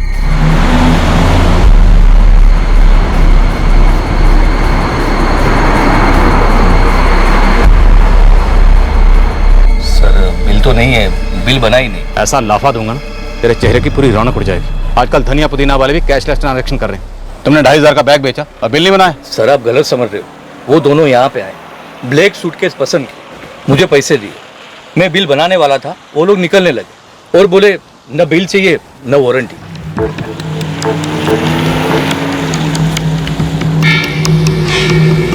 अरे साहब, बिल नहीं लोगे क्या? अरे नहीं चाहिए बिल। अरे फिर वारंटी। मुझे बड़ा अजीब लगा। नॉर्मली कोई भी कस्टमर यहाँ पे आता है तो बिल और वारंटी कार्ड बराबर बना के लेके जाता है, मगर ये दोनों तो बड़े अजीब थे। ये सर किस डेट में हुई थी? 11 फरवरी। कौन थे दोनों? वो दोनों हमारी दुकान पे पहली बार आए थे, और हमारे यहाँ पे CCTV लगा हुआ है। विशाल ने कहा, इसीलिए मैंने आपके लिए DVD बना के रखी। सर,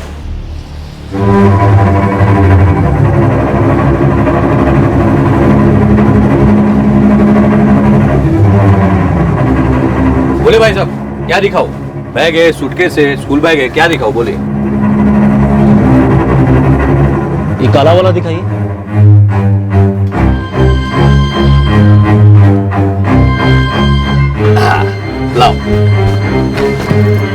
देखो साहब, सबसे बड़ी साइज की सूटकेस है, इसको किंग साइज सूटकेस कहते हैं।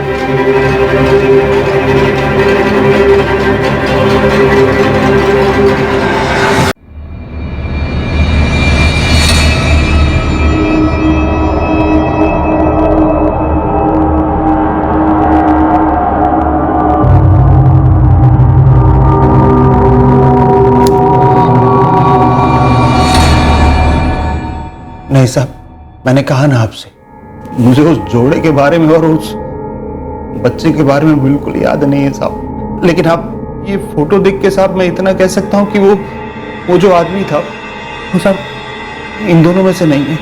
हम हर केस की तह तक जाते हैं और इसे हल करके ही छोड़ते हैं। इस केस की भी तह तक जाएंगे और इसे भी हल करके ही छोड़ेंगे, चाहे कुछ भी हो जाए। लेकिन अगर मुझे बाद में पता चला ना कि तुमने हमें गोल गोल घुमाया था या कुछ भी झूठ बोला था, तो तेरी लाश ना तो इस लॉकअप में ना किसी कटघरे में मिलेगी। तेरी लाश मिलेगी एक सूटकेस में, वो भी किसी गंदे नाले के पास पड़ी है। साहब, क्या आपको लगता है कि ये बात मुझे पता नहीं है? लेकिन जब से आप लोग उठा के लेके आए यहाँ पर, मैं बार बार यही बात कह रहा हूँ कि मुझे कुछ नहीं पता साहब, मुझे कुछ नहीं पता।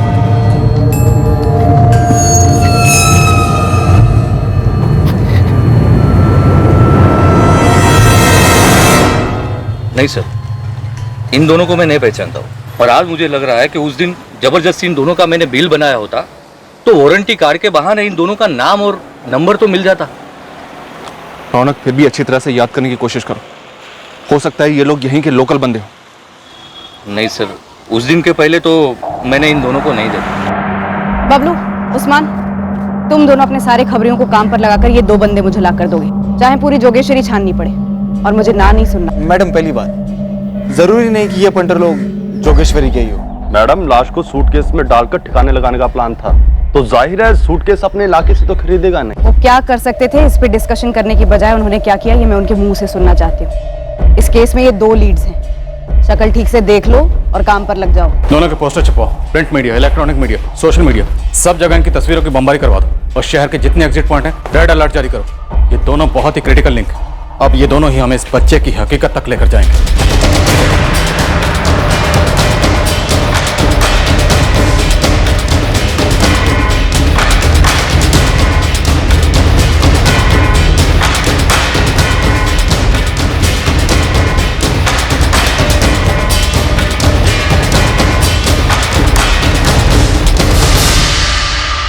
सेंट्रल वेस्टर्न हार्बर, हर जगह पे जितने लड़के लगेंगे लगा लो, लेकिन भाई ईमान से, बच्चे का मर्डर हुआ है।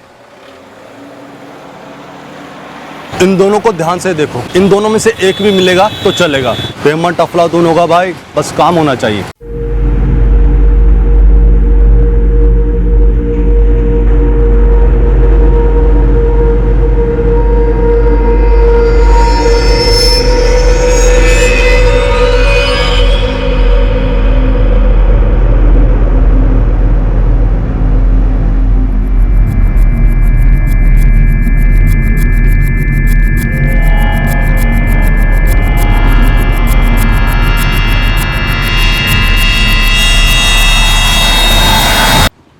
इनमें से किसी को देखा है?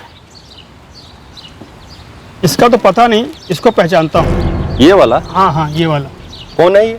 ये हमारे यहाँ से अक्सर सामान लेके जाता है, हमारी बस्ती का ही है। कहाँ रहता है? यहाँ से आगे जाके राइट ले लो, 2 गली छोड़ के तीसरी गली में वहीं उसका घर है।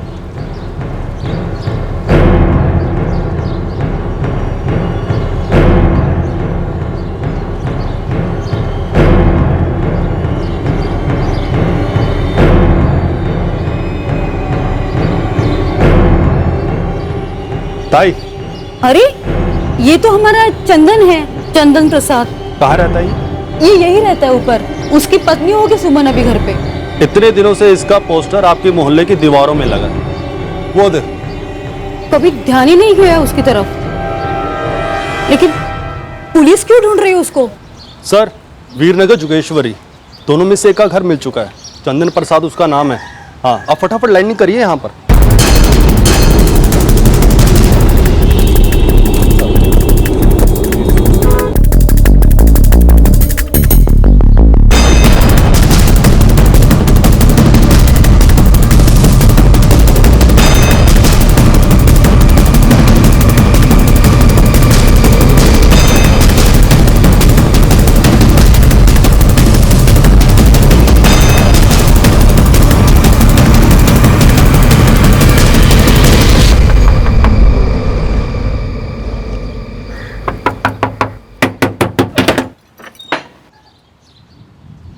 जी चंदन प्रसाद आपके पति का नाम है? जी हाँ। कहाँ है? वो तो 2 दिनों से बाहर गए काम से, बता कर नहीं गए। उनका फोन भी बंद है। आप चलिए हमारे साथ, हम बताते हैं वो कहाँ। आइए।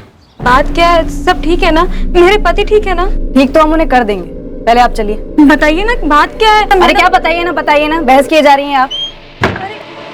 चलिए चलिए, गावड़े ताला लगा। सुनिए तो सही।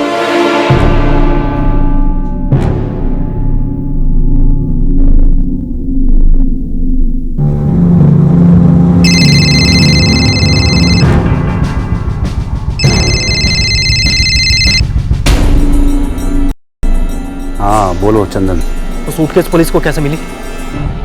कुछ मत पूछो चंदन, बहुत लंबी कहानी है ये सब। कितनी लंबी कहानी है?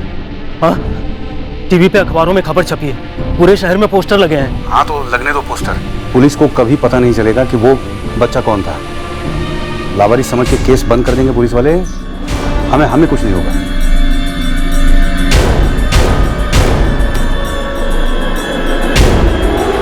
दो दिन पहले निकले थे वो घर से, अभी तक नहीं लौटे।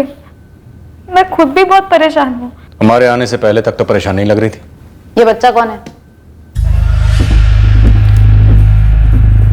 मैं नहीं जानती इसे। अपने पति को तो जानती हो ना?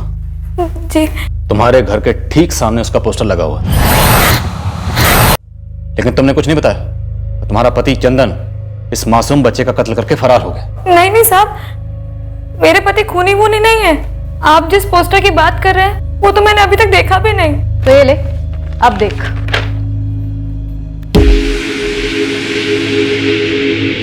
और ये पोस्टर सिर्फ तुम्हारे घर के बाहर नहीं लगा हुआ, पूरी चौल में लगे हुए पिछले कई दिनों से। मेरा ध्यान ही नहीं गया। ध्यान से देख के बता, ये दूसरा आदमी कौन है? सर, इस चंदन प्रसाद का मोबाइल स्विच ऑफ है। लगता है ये भनक लगते ही अंडरग्राउंड हो गया। मर्डर ने किया तो फोन स्विच ऑफ क्यों? भागा क्यों है? कुछ पूछा मैंने तुझसे? कौन है ये दूसरा आदमी? कमल जीजा जी है। पूरा नाम? कमल धूरिया। मेरे नंदोई है ये। मेरे पति की बड़ी बहन निशा के पति। आप कुछ भी कहिए, मेरे पति और नंदोई किसी का खून नहीं कर सकते। हम लोग सीधे साधे लोग हैं साहब। ये जो 12 साल का मासूम बच्चा मारा गया ना, ये भी सीधा साधा ही रहा होगा, जिसे तुम्हारे पति और नंदोई ने पहले मारा, फिर इसकी लाश को एक सूटकेस में ठूस कर बोरीवली के पास कचरे में फेंक गए। ऐसा हो ही नहीं सकता साहब। ऐसा हो चुका है। 12 साल का मासूम बच्चा मारा गया, और उसे मारा इन दोनों ने। हमारे नंदोई कमल और ननद निशा के फोन नंबर्स दो, एड्रेस भी दो।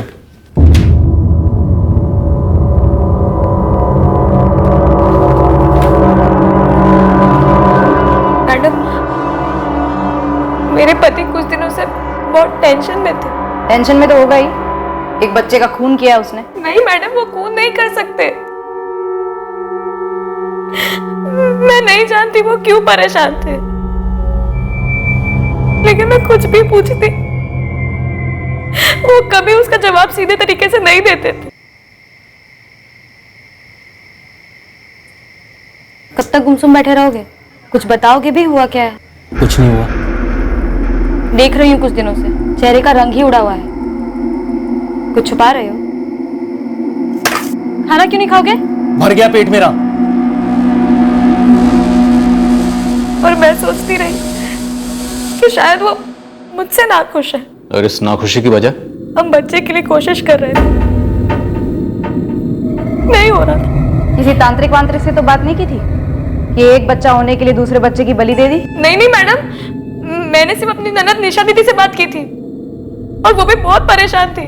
अब तुझसे क्या कहूँ सुमन, तू कह रही है कि चंदन काफी दिनों से परेशान रहता है, ठीक से बात नहीं करता। यहाँ भी हालात कुछ अलग नहीं है। तेरे कमल जीजा जी भी कई दिनों से काफी परेशान रहते हैं। क्यों निशा दीदी, आपने पूछा नहीं क्या बात है? यहाँ चंदन तो मुझसे सीधे मुंह बात तक नहीं करते। अरे यहाँ भी वही हाल है, कुछ बात करने जाओ तो चिल्लाने लगते हैं। अरे रुको, 2 मिनट, दही बड़े बन गए, मैं अभी टिफिन लेकर आती हूँ। नहीं चाहिए, रहने दे। अरे मैंने कहा ना 2 मिनट लगेंगे। अरे भाड़ में गए तेरे 2 मिनट, और भाड़ में गए तेरे दही बड़े। कितनी बार बोला तुझे मुझे भूख नहीं है? आपका दही कर रही है मेरे। हम दोनों को समझ में ही नहीं आ रहा था कि आखिर हमारे पति को हो क्या गया अचानक से। मैं बताता हूँ क्या हुआ। ये दोनों डर के मारे पागल हो गए। इन्हें लगा था जिस लाश को सूटकेस में ठूस कर इन्होंने कचरे पर फेंक दिया है, वो लाश अब हमें कभी नहीं मिलेगी। नहीं नहीं साहब, ये लोग ऐसा कुछ कर ही नहीं सकते। मैं अपने पति और नंदोई को अच्छे से जानती हूँ। मुझे सच्ची नहीं पता कमल कहाँ है। वो बिना बोले निकल गए थे और अब तक घर नहीं लौटे, ना फोन लग रहा है उनका।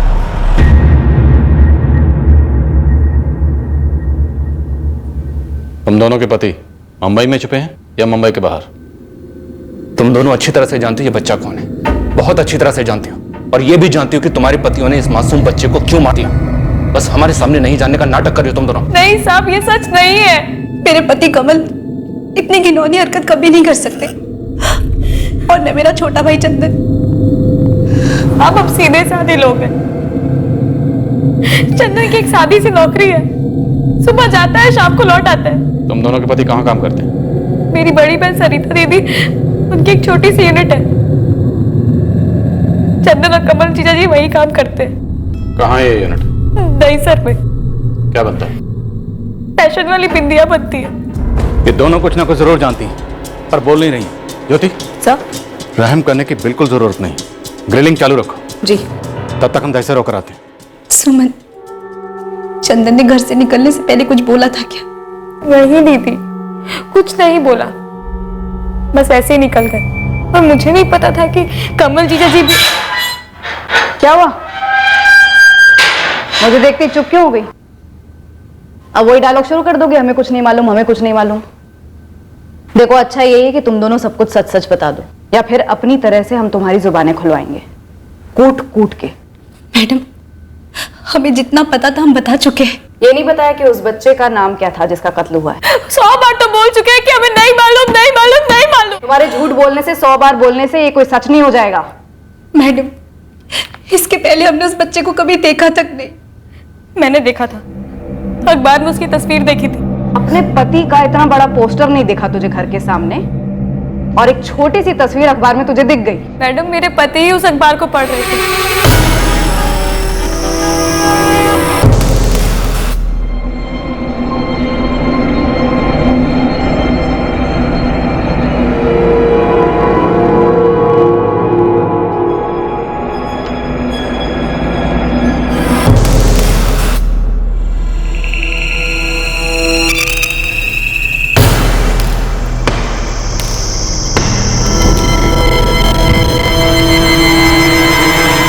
ये देख, ये तेरा पति है। इसने इस दुकान से वो सूटकेस खरीदा जिसमें हमें बच्चे की लाश मिली। तू खुद कहती है कि तूने उसे वो अखबार पढ़ते देखा है जिसमें बच्चे का फोटो आया था। अब भी तू यही मानती है कि तेरा पति इस खून में शामिल नहीं है?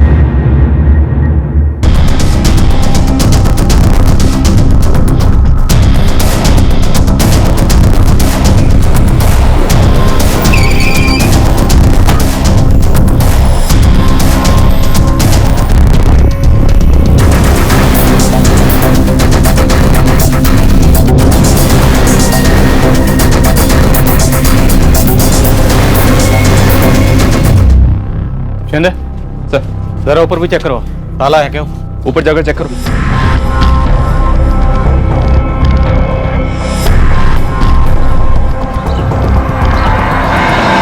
साहब, मैं इस यूनिट में पहले आया हूँ, लगभग 2 महीना पहले, जब ये केस शुरू ही हुआ था। सर, ऊपर भी लॉक है। सर, ऊपर भी ताला लगा। ओके सर, ये बिंदी बनाने की यूनिट तुम्हारी बहन चलाती थी? जी, सरिता दीदी और नरेंद्र जीजा जी। नंबर दो दोनों के। यूनिट पर ताला लगा हुआ है। साहब, तब जब आया था यूनिट चालू थी।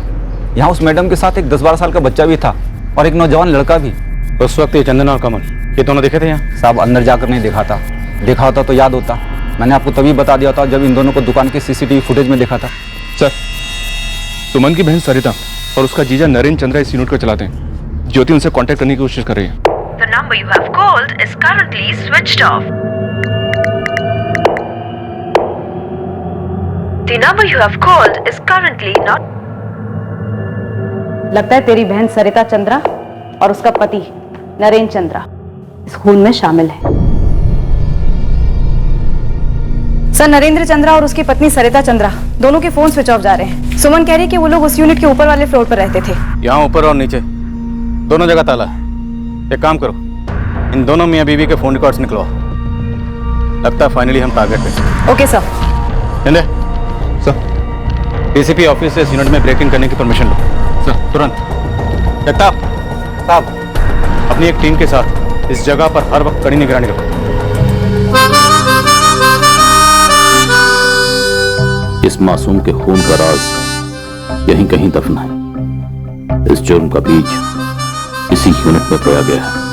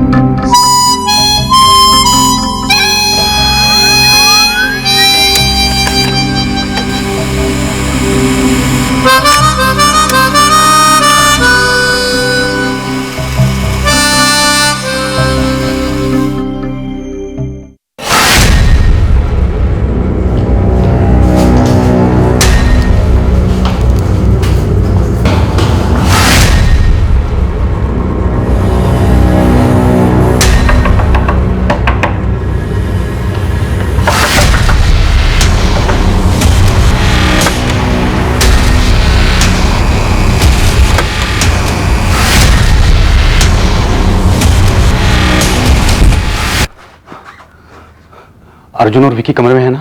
उन दोनों को बाहर निकलने से मैंने सख्त मना कर रखा है। लेकिन अर्जुन भैया, हम लोग ये क्यों रह रहे हैं? मेरी स्कूल में सो रही है ना। कितनी बार पूछेगा सवाल? चल खा।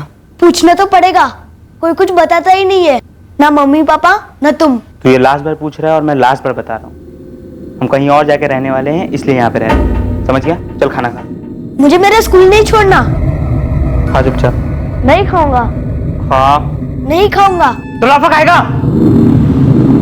बहुत मुश्किल से टिकटें मिली हैं परसों की। एजेंट को साला 3 गुना देना पड़ा है। मुझे तो बहुत डर लग रहा है। आप लोग तो निकल लोगे, हम दोनों का क्या होगा? मैंने तुम दोनों की टिकटें भी करवाई हैं। हम सब लोग साथ जा रहे हैं, ठीक है? लेकिन निशा और सुमन, वो दोनों भी बेहाल होंगे हमारे फिक्र में। बात भी नहीं हुई कई दिनों से। वो दोनों क्या नरेंद्र जी, क्या? देखो, जैसा सोचा था वैसा नहीं हुआ है। बात गड़बड़ा गई है पूरी तरह। सुमन और निशाद दोनों को पुलिस ने पकड़ लिया है। अब पुलिस? कहीं पुलिस हम तक तो नहीं पहुंच रही?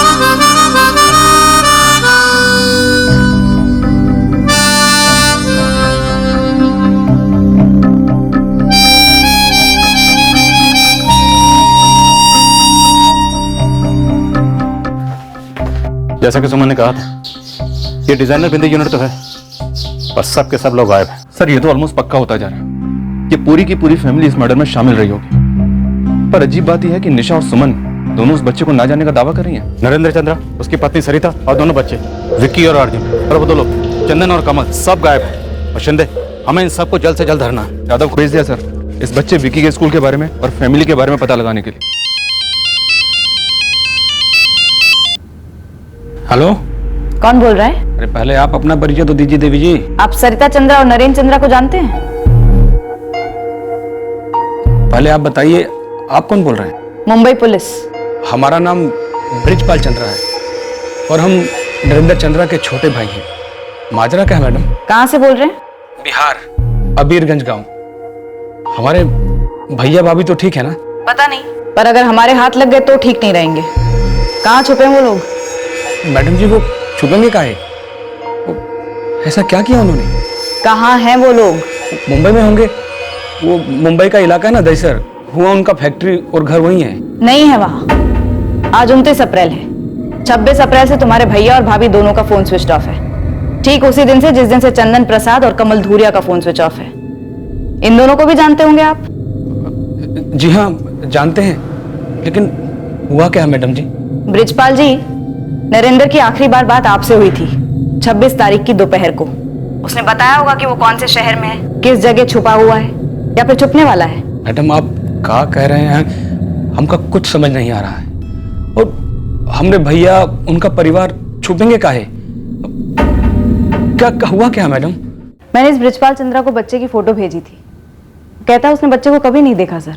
मैंने उसके गांव अबीरगंज पुलिस थाने में बच्चे की फोटो और इन सभी सस्पेक्ट की डिटेल्स भेज दी हैं। इस चंद्रा परिवार की फोटो बच्चों सहित सभी जगह फ्लैश करवाओ, hotel, lodge, railway station, bus station, सभी जगह।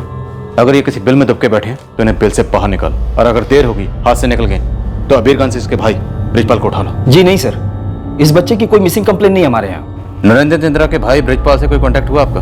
आपके एड्रेस भेजते ही टीम निकल गई उसे उठाने के लिए, और एक टीम को भेजा हूँ बच्चे की फोटो लेकर अबीरगंज। हमारे पास पूरे 2 महीने से बच्चे की बॉडी पड़ी है। मौत की गुमनामी में शांत पड़ा बच्चा बहुत खटकता। हम तरस गए पता लगाने के लिए कि ये बच्चा कौन है और क्यों मारा गया। ये फैमिली अपने घर से गायब है। पता करो कि इस वक्त ये मुंबई में है या मुंबई के बाहर कहीं निकल चुकी है।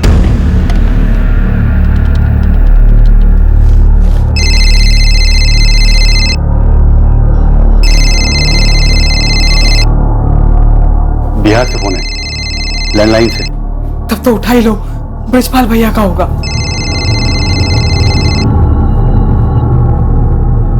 हेलो भैया, आप लोगों के बाद पुलिस हम तक पहुंच गई है। क्या बक रहा है तू ब्रिजपाल? भैया आपके घर पर, आपका फैक्ट्री पर छापा मारे मुंबई पुलिस, और आप सभी का फोटो, मोबाइल नंबर हाथ लग गया उनके। हमको भी फोन की थी मुंबई पुलिस और आपके बारे में पूछ रही थी। कहाँ हैं आप लोग? कल की ट्रेन है भैया, लगता है हम भी पूरा फंसने वाले हैं। अरे हम कहाँ भागेंगे? कहाँ तक भागिएगा आप भी? हमारी बात मानिए, सरेंडर कर दीजिए। क्या हुआ? क्या हुआ? क्या हुआ? क्या? पुलिस ब्रिजपाल के पास भी पहुंच गई है।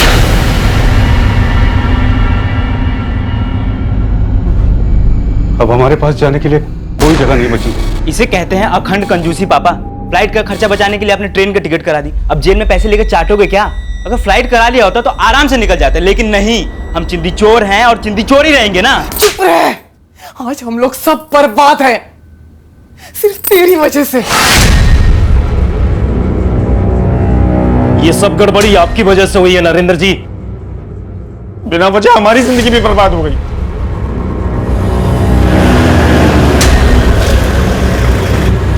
ब्रिजपाल जी, कहाँ से फोन करके आ रहे हो अपने भाई साहब को? हम किसी को फोन नहीं किए हैं, और हम नहीं जानते कि हमारे भैया कहाँ हैं। ले चलो अब। चलो अंदर। इस बच्चे को देखा है कहीं अबीरगंज में? साहब, लेकिन आप इस बच्चे के बारे में काहे पूछ रहे हैं? इसका कोई मर्डर कर दिया मुंबई में। मर्डर? साहब, हम तो सुने जिसको कोई बीमारी हो गया है, उससे मर गया ये। मतलब तुम जानते हो उसको? हाँ साहब, ये पास में इसके भाई का दुकान है।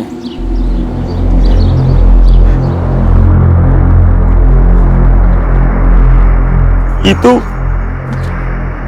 हमारा छोटा भाई गोपी का तस्वीर है सर। पर आप लोग काहे पूछ रहे हैं सर? कैसे बड़े भाई हो तुम दीपक? 2 महीने से उसका लाश मुंबई के मुर्दाघर में पड़ा हुआ है। मर्डर हो गया था उसका वहां पे, और तुम लोग ना कोई शिकायत दर्ज की ना कुछ किए। नहीं साहब, आप क्या बात कर रहे हैं साहब? गोपी का तो क्रियाक्रम भी हो चुका है साहब। क्रियाक्रम हो गया? कहाँ हुआ? कौन किया? तुम अपने हाथ से किए? सर, बच्चा आइडेंटिफाई हो गया है। अबीरगंज का? जी सर, गोपी महतो। सर, उसके माँ बाप का कहना है कि गोपी की मौत मुंबई में हुई और उसका क्रियाक्रम भी कर दिया गया है। What? वो क्रियाक्रम का राज क्या था? और बड़ा अजीब है, इतना छोटा बच्चा और उसके ब्रदर दीपक और गोपी की मदर को कोई शक तक नहीं हुआ। अजीब और बदनसीब तो उस गोपी की किस्मत थी, और उससे भी दर्दनाक थी उसकी मौत की कहानी, जिस पर इस तरह से पर्दा डाला गया। यह केस आराम से परफेक्ट क्राइम की सिलेक्ट लिस्ट में शामिल हो सकता था, पर बीच पटरी में ही ऐसा होने से रोक दिया गया। सिर्फ एक आदमी के लालच की वजह से, कुली राजू सिंह।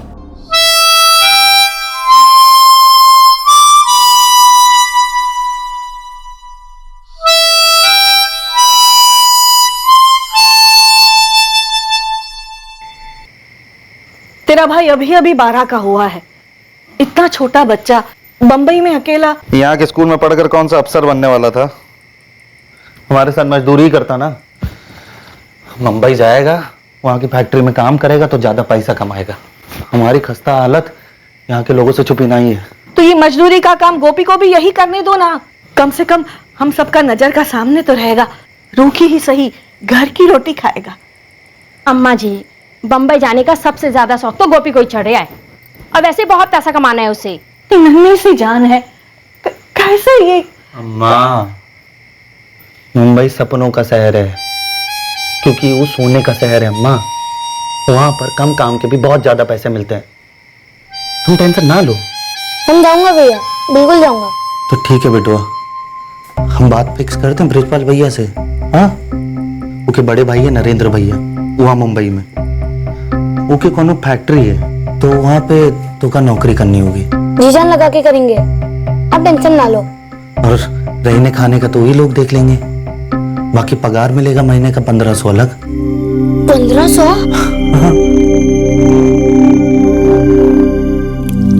अम्मा, रहना खाना तो वो लोग देख लेंगे, और बाकी के जो 1500 मिलेंगे सारा सारा तेरे हाथ भेज दूंगा। रहना खाना तो बेटा यहाँ भी है ना, मजदूरी का काम कोनो बुरा नहीं है रे। मान जाना।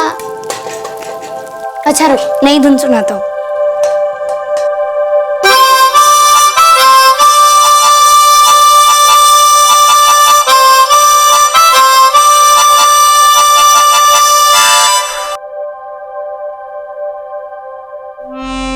ब्रिजपाल भैया हमको बहुत अच्छे से जानते हैं साहब, हमारे बाबूजी को भी जानते थे साहब। जब उनके भाई नरेंद्र भैया मुंबई से आए साहब, तो ब्रिजपाल भैया बोले हमको कि उनके भैया को मुंबई में अपनी फैक्ट्री में काम करने के लिए लोग चाहिए। हमको पूछे थे पर हम मना कर दिए साहब। पर हम उनसे बोले सर गोपी जाना चाहिए। और वो लोग तुमको बोले कि गोपी की मौत बीमारी से हुई? हाँ साहब, यही बोले हमका। और वो लोग तो गोपी की लाश को गांव भी लेकर आने वाले थे क्रियाक्रम के लिए।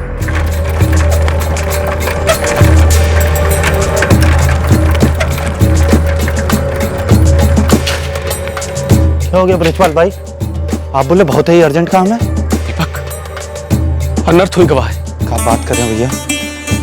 हमारा गोपी तो ठीक है ना भैया? मुंबई शहर एक बहुत भयंकर बुखार वाली बीमारी की गिरफ्त में है। कई महीनों से आतंक मचा रखा है बुखार ने। हमारे गोपी को तो कुछ नहीं हुई गवा भैया। हाँ, अरे पिछला हफ्ता ही तो कि हमारी अम्मा से बात हुई थी फोन पर, तब तो कुछ बोला नहीं। शायद वो अम्मा को परेशानी में नहीं डालना चाह रहा था, लेकिन कल रात उसका तबीयत बहुत बिगड़ गई। तुरंत अस्पताल ले जाया गया। वो रात भर ग्लूकोज चढ़ता रहा। डॉक्टर लोग बहुत ही कोशिश किए, पर भगवान का मर्जी कुछ और था। आज सुबह गोपी दम तोड़ दी।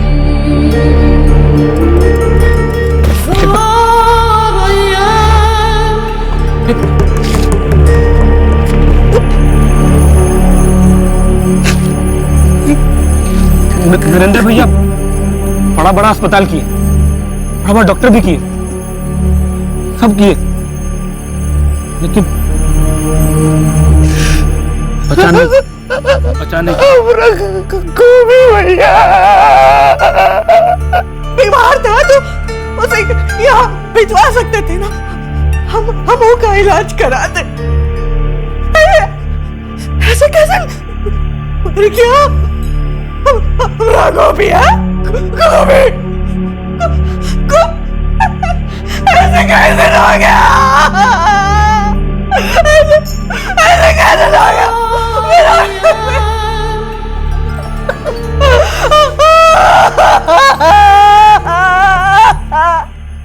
हम कहे थे कि हम हमारे गोपी का क्रियाक्रम यहाँ गांव में ही करेंगे साहब। फिर वो लाश को लेकर आए यहाँ पे? ना 12 तारीख को ब्रिजपाल भैया हमको दोबारा से मिले। क्या बात कर रहे हैं ब्रिजपाल भैया? अरे नरेंद्र भैया, हमारे गोपी का क्रियाक्रम कैसे कर सकते? हम हमारे भाई को देखे नहीं है अभी तक, उनको विदा नहीं किए। हमारी अम्मा नहीं देखी उनको। हमारी अम्मा का तो रो रो के बुरा हाल है भैया। भैया ने तो गोपी को हिया लाने का पूरा कागज पत्र कर लिया था, लेकिन गोपी का लाश फूल गई थी, सड़ने लगी थी। तभी एन मौके पर डॉक्टर लोग साफ साफ मना कर दिए। वो बोले लाश को ट्रेन से नहीं ले जाया जा सकता। अरे तो भैया एक बार हमको फोन कर देते, हम अपनी अम्मा को लेकर आ जाते भैया मुंबई। आप लोगों ने तो वो हक भी छीन लिया हमसे। क्या बात कर रहे हो दीपक? तुमको लगता है हम नहीं चाहते थे ऐसा हो? अरे हम तो सोच रहे थे पटना से एरोप्लेन में भेज देते तुम दोनों, लेकिन वहां डॉक्टर लोग बहुत हो हल्ला मचा रहे थे। ऐसे भी नरेंद्र भैया गोपी की मौत के बाद बहुत उदास थे। अब लाश को मुर्दाघर में सड़ने नहीं दे सकते थे ना। भैया हम कहाँ भूत करेंगे हमारी माँ को, कहाँ भूलेंगे वो को? तकदीर का लिखा था दीपक, टाला नहीं जा सकता था। नरेंद्र भैया बोले हैं वो आएंगे अम्मा जी से मिलने, उससे पहले 50,000 रुपए भिजवा रहे हैं। उसके बाद ब्रजपाल भैया आकर के हमारे हाथ में 50,000 रुपया पकड़ा गए साहब। हम उन पर कौन शक ना कर सके साहब, ना ही उनके बड़े भैया। हमारा तो वहां तक बुद्धि नहीं चलती है साहब। दीपक, तुम्हारे छोटे भाई का कत्ल हुआ है और वो लोग इस जुर्म को छुपाने की फिराक में थे। हमारे छोटे से मासूम भाई को काहे मार दिए वो लोग साहब? काहे मार दिए ये तो वो लोग ही बताएंगे जब हम उन लोगों की खाल उतारेंगे। हम तुम्हें मारने के लिए ना ही गोली खर्च करेंगे और ना ही सूटकेस खरीदेंगे तुम्हारी लाश को ठिकाने लगाने के लिए। हम उनसे आज ही बात किए हैं, उनके दूसरे नंबर पर। उसका दूसरा नंबर क्या है? कहाँ छिपा है वो? ये वक्त वो मुंबई में है, कल का ट्रेन है उनका। मुंबई में कहाँ? पूरा एड्रेस दो फटाफट।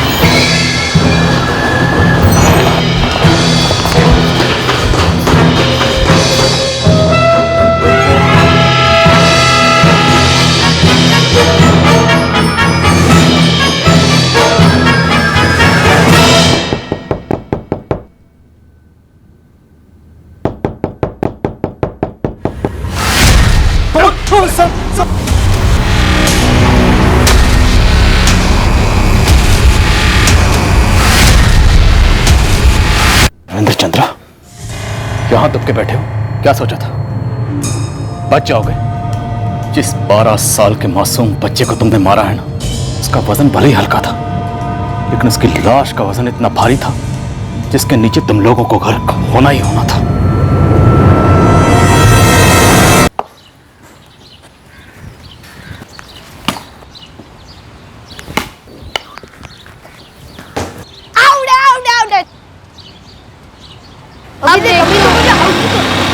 अबे ओ कामचोर, यहाँ काम करने आया तू या कोहली बनने आया? क्या करने आया? भैया मैंने उसे खुद बुलाया था, मेरे साथ कोई खेलने वाला नहीं था। ए, तू अंदर जा, चल बैठ दे। क्या बकवास कर रहा था तू उसके सामने? हाँ, तू यहाँ सिर्फ काम और काम करने के लिए लाया गया। आइंदा कभी उसको खेलने बुलाया ना तूने, तुझे अच्छे से समझा दूंगा मैं। क्यों? क्योंकि मैं बोल रहा हूँ इसलिए।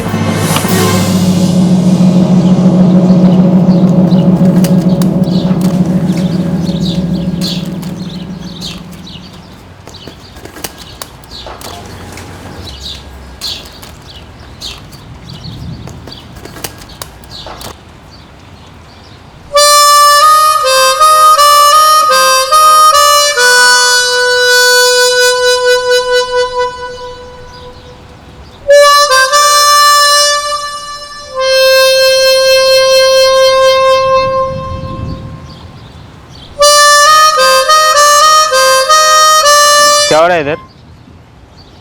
कुछ नहीं भैया, हम तो बाजा बजा रहे थे। अंदर काम नहीं है क्या साले?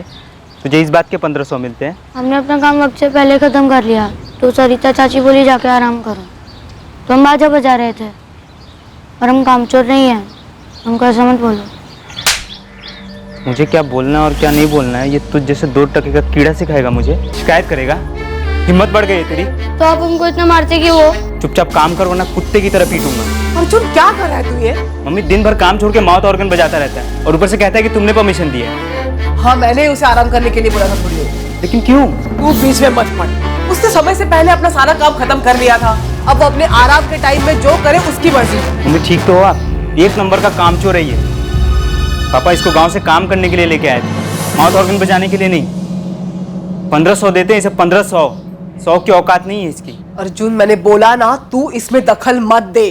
चाची भैया को समझा दो कि आइंदा से मुझे गाली भी ना दे और मारे भी नहीं। जब भी दिखता हूँ मारने लगते हैं। अर्जुन आइंदा से तू इस पर हाथ नहीं उठाएगा, समझा? और मेरी बात को हल्के में मत ले। अब जा यहां से, जा यहां से। बेटा गोपी तू ना अर्जुन भैया के सामने ही मत आया कर। चाची हम नहीं आते उनके सामने, वो ही आगे पीछे से आकर मार देते हैं। अब वो नहीं करेगा वैसा, मैंने बोला है ना उसको। जा तू अपने कोने में जाकर थोड़ी देर के लिए सो जा।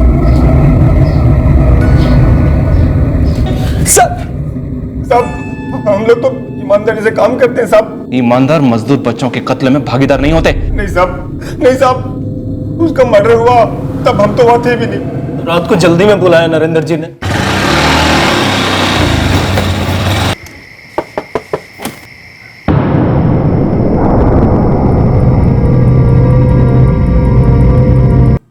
साफ दिल, उसी प्यारे, नेक और साफ दिल बच्चे की लाश को एक सूटकेस में ठूस कर तुम लोग अपने गांव ले जा रहे थे, झूठ बोलकर कि वो बीमारी से मारा गया। वो क्या? बीमारी उस बच्चे को नहीं थी, बीमारी तुम लोगों को थी।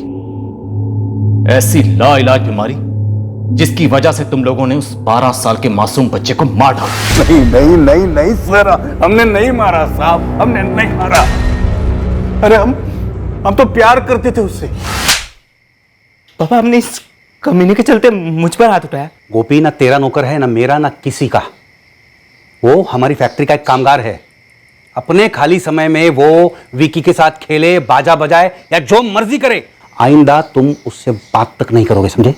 और आपका जब मर्जी आएगा आप मुझ पे हाथ साफ कर दोगे। अर्जुन हाथ उठाने की शुरुआत तुमने की है। हम लोग तुमसे कई दफे कह चुके हैं कि जैसे हमारे लिए विकी है वैसे ही गोपी भी है। तो फिर गोद क्यों नहीं ले लेते? मजदूरी क्यों करवा रहे हो? तुम्हें तो गोद में खिलाया पिलाया है ना, तो तुम कुछ काम करके क्यों नहीं देखते? हाँ, मैंने जब काम शुरू किया था ना, मैं गोपी के जितना था, तब जाकर ये सब बनाया है मैंने। वो नालायक लाखों का क्लास लगाया, पढ़ाई छोड़ दी, दिन भर घर में बैठ के अपनी माँ से कुछ सीखा। ये सामने आवारागर्दी करता है, हमारे पीछे पता नहीं और क्या क्या करता होगा। और इस बच्चे पे रौब जमाता है। तो बहुत ज्यादा हो रहा है। हाँ बहुत ज्यादा हो रहा है, तुझे झेलना बहुत ज्यादा हो रहा है। बेचारा छोटा सा बच्चा मेहनत करके अपनी सारी कमाई अपनी माँ को बेचता है, उफ तक नहीं करता, खुशी खुशी काम सीख के दिन ब दिन आगे बढ़ रहा है। बस पापा अब और नहीं। अब और अगर तूने एक बार भी छुआ या कुछ गाली दी या कुछ भी कहा तो सीधा घर के बाहर, समझ रहा है? मैं धमकी नहीं देता, जानता है तू।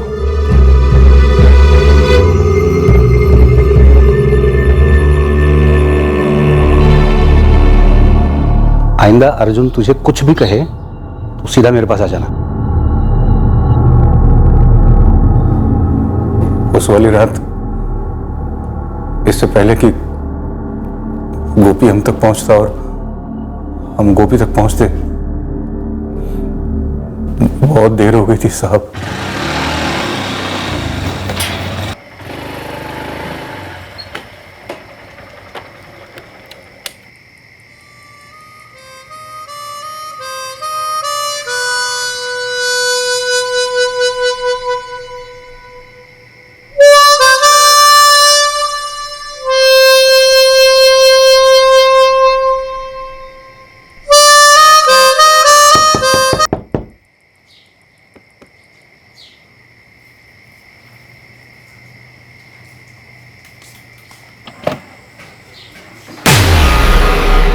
सर जिस बात का डर था वही हुआ।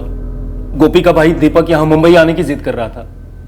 और उसका यहाँ आना मतलब बड़ा बवाल होता साहब, इसलिए नरेंद्र भाई गोपी की बॉडी को सूटकेस में लेकर अबीरगंज के लिए निकल गए। वो सूटकेस तुम दोनों ने ला कर दिया था? बस हमने इतना ही किया साहब, और यकीन मानो साहब, हम सब उस बच्चे से बहुत प्यार करते थे, बहुत लगाव था सबको। इतना लगाव था कि उस मासूम बच्चे के कत्ल की खबर पुलिस को देने के बजाय तुम लोग उस बच्चे के कातिल को बचाने की मुहिम में भागीदार बन गए। हम लाश को लेकर निकल पड़े, दीपक और गोपी की अम्मा के हवाले करने। और तुम लोगों का छोटा बेटा विकी, उसे भी सब मालूम था? जी नहीं, उसे तो अभी भी कुछ नहीं पता।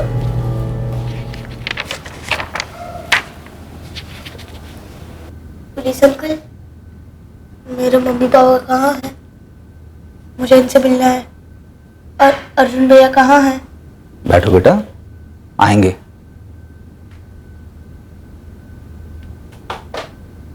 तुम लोग लाश को सूटकेस में ठूस कर यहां मुंबई से अपने गांव अबीरगंज बिहार के लिए निकले थे। फिर वो सूटकेस बोरीवली स्टेशन पर राजू को क्यों थमा दिया? क्योंकि मैं डर गया था साहब।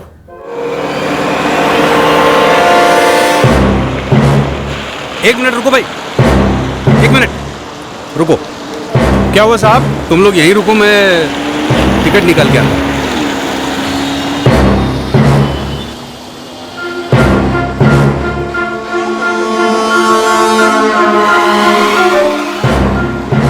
पंद्रह मिनट से ऊपर हो गया है। शायद लाइन लंबी होगी। फोन करके पूछो ना आप एक बार। ठीक है, पूछती हूँ। हेलो, कितनी देर लगेगी? सविता सुनो, सिर्फ सुनो, बोलो मत कुछ, ठीक है? तुम विकी को वहां से लेकर के निकलो, बोलो मैंने तुम्हें टिकट विंडो पे बुलाया है, क्योंकि मेरे पास छुट्टे पैसे नहीं है टिकट लेने के लिए। देखो ये सब इसलिए क्योंकि हम लोग बैग लेके अंदर नहीं जा सकते। सुन रहे हो तुम? हम लोग स्टेशन के अंदर जा नहीं सकते, यहाँ पे स्कैनर लगा हुआ है। ठीक है भैया, वहां पर उनके पास छुट्टे पैसे नहीं, मुझे जाकर देना पड़ेगा। आप यहीं रुकना। तुम लोगों ने अपने खुद के बच्चे को मर्डर के चार्ज से बचाने के लिए किसी गरीब के बच्चे को सूटकेस में ठूस दिया। एक गरीब परिवार के साथ इतना बड़ा नाटक रचा। 50,000 देकर क्या सोचा? गंगा नहा ली? खुद की भी औलाद है ना, लेकिन किसी दूसरे के बच्चे की कीमत 50,000। एक इंसानी जिंदगी की कीमत 50,000। तुम लोग इंसान कहलाने के लायक नहीं हो। और कानून को क्या समझा? दूध भात। स्कैनर से बच निकले तो बच के कानून से। अरे तुम दोनों तक पहुंचने के लिए हमने जमीन आसमान एक कर दिया। जमीन आसमान तो क्या, जमीन के नीचे और आसमान के ऊपर भी कुछ होता ना तो वहां भी पहुंचते, जरूर पहुंचते, जैसे अब पहुंचे।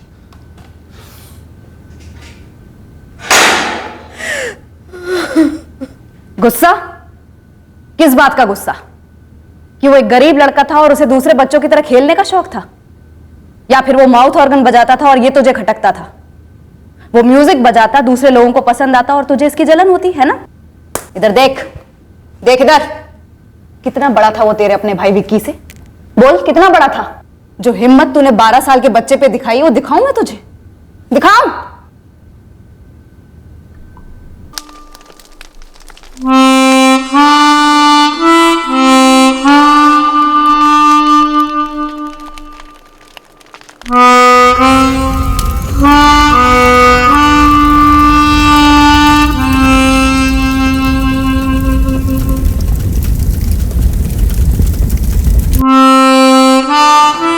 गोपी की मां मीनाक्षी महतो मुंबई तक का सफर करने की हालत में नहीं थी।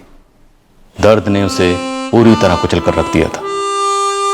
वो पहले ही अपने बेटे की मौत का शोक मना चुकी थी और अब दोबारा से उसके भयंकर कत्ल की हकीकत का सामना कर रही है।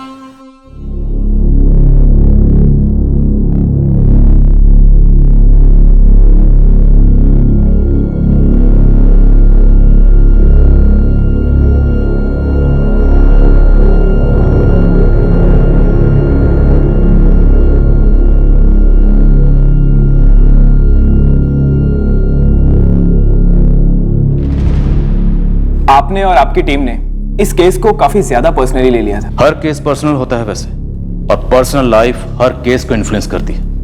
और इस केस में बच्चे की जो बेबसी थी उसने हम सबको अंदर से हिला कर रख दिया था। इस केस में अगर कत्ल ना भी होता तब भी एक बहुत बड़ा जुर्म हो रहा था, और वो है बाल मजदूरी के कानूनों का उल्लंघन। और गोपी महतो महज 12 साल का था। हम में से कईयों को यह गलतफहमी होती है कि हम गरीबों पर मेहरबानी करते हैं अपनी उदारता से, पर अक्सर हकीकत यह होती है कि हर छोटा बड़ा काम इंसान अपनी गरिमा बरकरार रखने के लिए करता है। हमारे देश में लाखों ऐसे बच्चे हैं जो ऐसे उद्योगों में, घर काम में नौकरी करते हैं। ऐसे बच्चों के लिए जितना किया जाए उतना कम है, लेकिन महज हमदर्दी जताने से बेहतर है कि ऐसे बच्चों के लिए या हर उम्र के कामगार को उसकी गरिमा से वंचित ना किया जाए। इस तरह के और भी एपिसोड देखने के लिए हमारे चैनल को सब्सक्राइब करें और बेल आइकन दबाना ना भूलें।